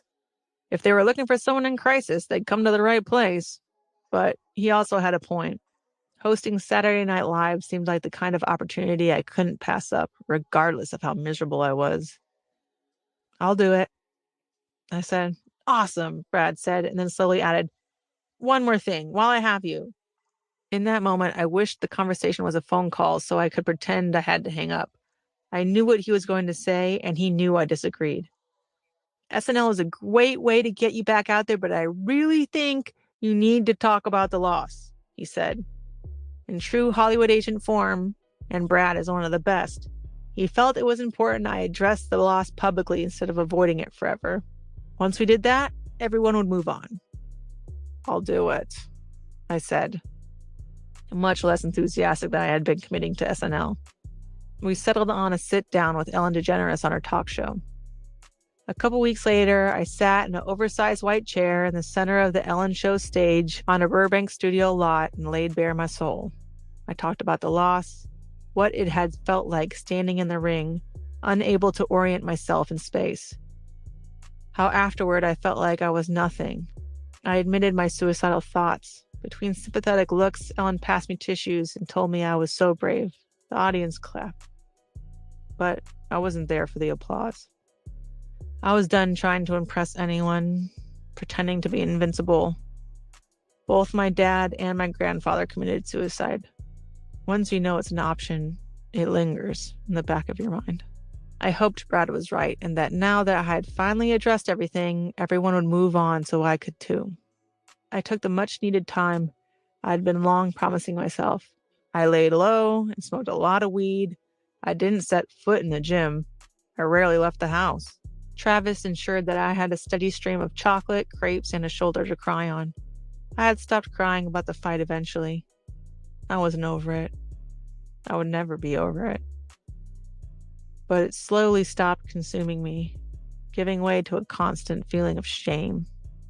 Travis came into the kitchen one morning to see me crying over a half-cooked pan of eggs. Breaking the yolk had sent me over the edge. "I can't even do breakfast right," I sobbed. "Hey, they're just eggs," Travis said, pulling me into his arms. But it wasn't just eggs. "It's all right," he assured me. "It's going to be all right." I wasn't sure if I believed him, but I wanted to. He pulled me into his chest, the one place in this world I felt safe, where the outside world didn't matter. In the evenings, Marina would come home from work, and we'd take bong rips and watch The Last Alaskans, a reality show about people living in the most remote wilderness. I envied their near-hermetic existence and dreamed of leaving everything behind. I watched as they struggled to uproot dead trees and beat up bulldozers, worrying about whether they'd kill a moose in time to get them through the impending brutal winter, and think, that looks like the life. Travis refused to let me completely drop out of the world. Since the home fight, I had adopted a habit of looking down or away every time someone looked in my direction. I was too ashamed to face the world. Travis would call me out on it every time. Stop that, he'd tell me whenever he caught me dropping my gaze or trying to let my hair fall in front of my face. Don't hide your face, hold your head high. I promised I'd try. I wasn't fighting, but Travis still was. Now that he didn't have to keep an eye out for me, he had left GFC and was training out of a gym in Vegas. While Travis trained, I'd drive 45 minutes up to the nearby mountains where it was nearly 30 degrees cooler and hike trails with my dog Mochi. I liked it up there. Being in nature made me feel like none of my problems mattered. The looming rock formations made me feel small. The perfect place to try and shrink into nothing. During the week, I would walk miles without running into another person. I appreciated Travis's optimism for the outside world, but that place is also filled with a lot of total assholes. A few months after the home fight, I was in an elevator at a hotel in Vegas. The doors opened and a normal-looking couple got in. I didn't make eye contact, but I tried to keep my head up, mindful of Travis's words. The guy had a look I knew well. It's the brief double take people do when they're not sure if they recognize you. "You look like Ronda Rousey," he said. "Yeah, I get that a lot," I said with a half laugh because, well, I do. "Only, you look a lot prettier," he added. "Not like you had your face kicked in." I stood there for a second with my mouth in the shape of an O, unable to fully comprehend how someone could say that to another person, until the elevator dinged and the doors opened. "Well, I am Ronda Rousey," I said, overcome with shock and rage, "and you can go fuck yourself." "No, you're not," he laughed. I walked out to realize only it wasn't even my floor. The woman with him looked mortified. "Got yourself a real keeper there, ma'am," Trav said, dipping his head cordially at her, and followed me out. The middle of nowhere Alaska was looking better and better every day. Not only content to avoid the real world, but committed to it, I immersed myself in World of Warcraft. In fact, I owe a lot of getting through that period of my life to that game, Vin Diesel, and a lumberjack I met online. I had started playing WoW in the summer of 2013 while filming Expendables 3. Because The Expendables is an action franchise around some of Hollywood's biggest names, we're talking Sylvester Stallone, Jason Statham, Harrison Ford, Arnold Schwarzenegger. The filming revolved around their schedules. I would film a day or two, then have up to 5 days off until I was needed again. It left a lot of downtime, which I spent in the digital battlegrounds of Azeroth. I went from The Expendables to film Furious 7. One day on set, I mentioned my new obsession to Samantha Vincent, one of the film's executive producers, who also happened to be Vin Diesel's sister. "What?" she said, shocked and excited. "Have you met Vin yet?" I had not. "Vin loves World of Warcraft," she told me. "You have to meet." A few hours later, he was picking me up off the ground in a giant hug, spinning me around. We didn't even need words, bonded over our shared love of WoW. We were basically immediate best friends. "Do you want to come over and play World of Warcraft?" Vin asked me, "after shooting today." Yes, I exclaimed. I was living out of a hotel room during the shoot, but Vin had a giant Southern-style mansion he was renting while filming. It had one of those elaborate gates and driveways you see in movies. I walked up to the door, half expecting to be met by a gloved butler. Come in, Vin said excitedly. The house was like something you'd see in one of those interior design magazines, or at least what I assumed what you'd see in one of those interior design magazines, as I'd never actually read one. He led me into a giant room that could fit my entire Venice house. There was an ornate desk set up with a large monitor. "There it is." He gestured to a smaller table with a monitor across the room. My mouth dropped. "I got you a battle station," he said proudly. "You're going to run dungeons with me. Just follow me while I kill everything to level up so we can get you a flying mount." I pulled my hand out to my heart. I'd never been so touched. I'd been walking my ass everywhere in World of Warcraft up to that point. We sat down and logged in. "Are you using the arrow keys?" I heard him yell from across the room as I moved my character through the fictional battlelands. Yes," I said hesitantly. "Oh, you dear, sweet, sweet child," he said, shaking his head as if he'd just found an orphan puppy in the rain. "I'm going to teach you the way." He showed the intricacies of how to play, like how to move with my mouse. He plugged in a bunch of code called add-ons, unlocking features I never knew existed. He showed me all the little details that you can figure out for yourself eventually, but that come way faster if someone experienced is guiding you. After filming ended, we would FaceTime and run dungeons. World of Warcraft was a place you could go and not be a celebrity, just be you, unknown to everyone else. We bonded over that. Before the home fight, he had come to visit me at my house in Venice. "Wow, you really live out in the world like this?" he said, gesturing outside my front door. "Like people are right there." My house was on a small side street just off Venice Beach, among a dense stretch of tiny beach bungalows next to a dog park. There was always a constant stream of people outside my door: tourists, trendy moms pushing expensive baby strollers, surfers, skaters, people walking dogs, homeless people camping out. Venice has a reputation for being unimpressed. When I first moved into the house, I could slip out into the crowds of the boardwalk and just be one of the people, but as my public profile had grown, I began to see what he meant. At any given time, 2 or 3 photographers would be posted up on my corner waiting for me to emerge. My house wasn't on star maps, but knocks on my door from fans who'd heard I'd lived there had become increasingly common. Over time, as happens in life, we both got busy. Me training for another stretch of title fights, him embodying a tree-like figure tasked with guarding the galaxy. And over time, our dungeon raids slowly fell off. But I like to think that Vin is still riding around on a flying mount through the Shadowlands, the wind running through his Draenei tentacles. I really hope he is. After Australia, I abandoned a life among the people to reside instead in virtual battlefields. That's how I met Omatraya. He was running around the game doing the Headless Horseman Halloween special when he passed by to wish me a good morrow. I appreciated that he was unwilling to break character, unlike the other players. He would crack jokes and we'd group up and quest together. He never asked me about my life.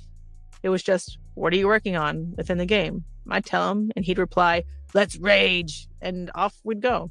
Over time, I'd learned bits and pieces about his offline life. He was a logger in the Northwest who lived in the middle of nowhere, but mostly we just talked about the game. Spending hours on strategy, immersing ourselves in little-known facts. He had no idea who I was. I was just a random person who lived in California. Strangely, he became one of my closest friends during that year. I had found a friendship and a place of solace in the virtual world.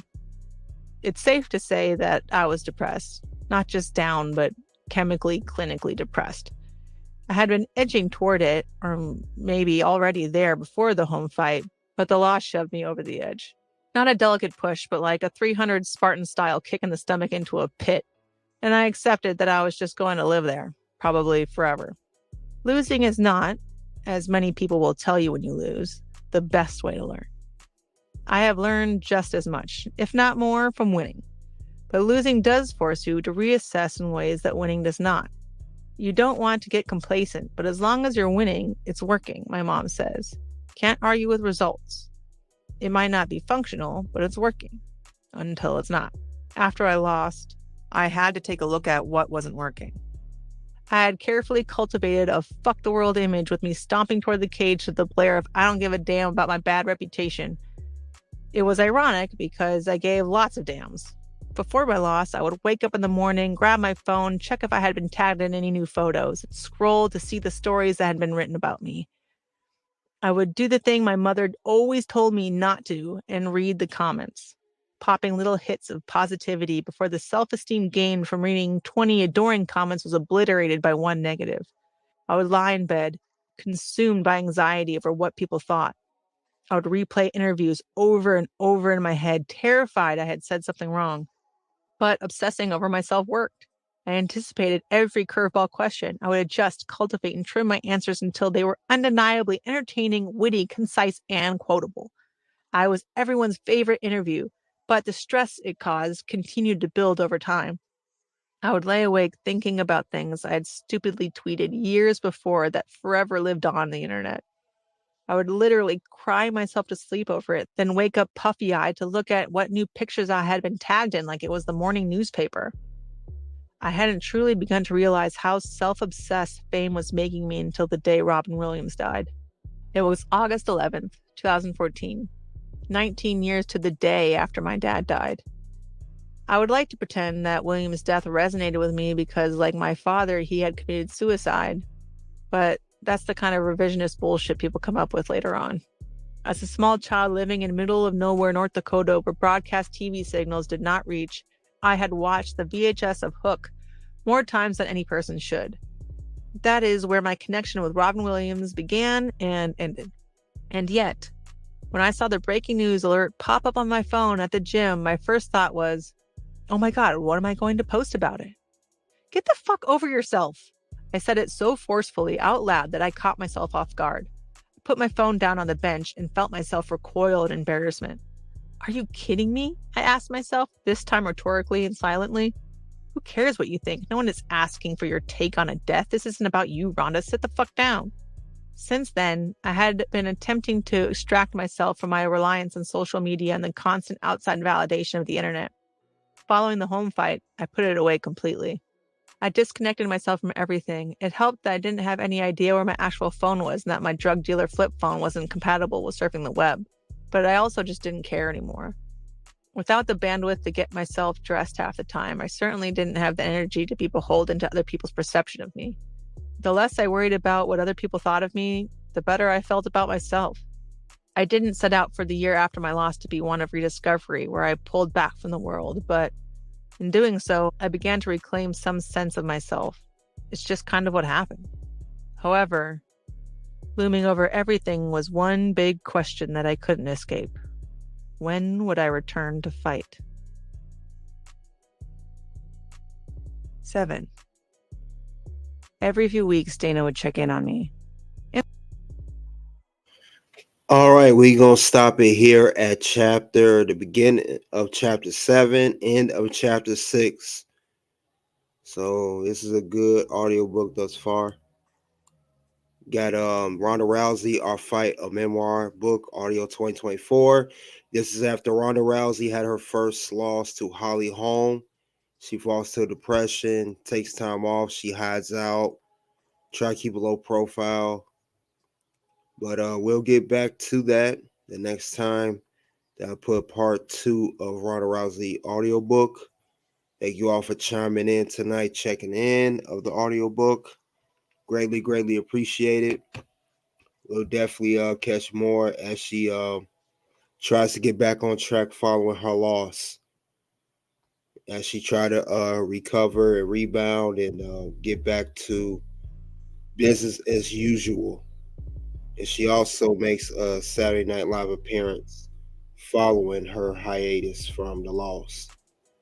So we will definitely check that out. Thank you all for coming out to the Red Carpet Ring. Soon to be able to pop up for Red Carpet Ring top WWE champions of all time. The next video is the top female match. Until then, it is OUT.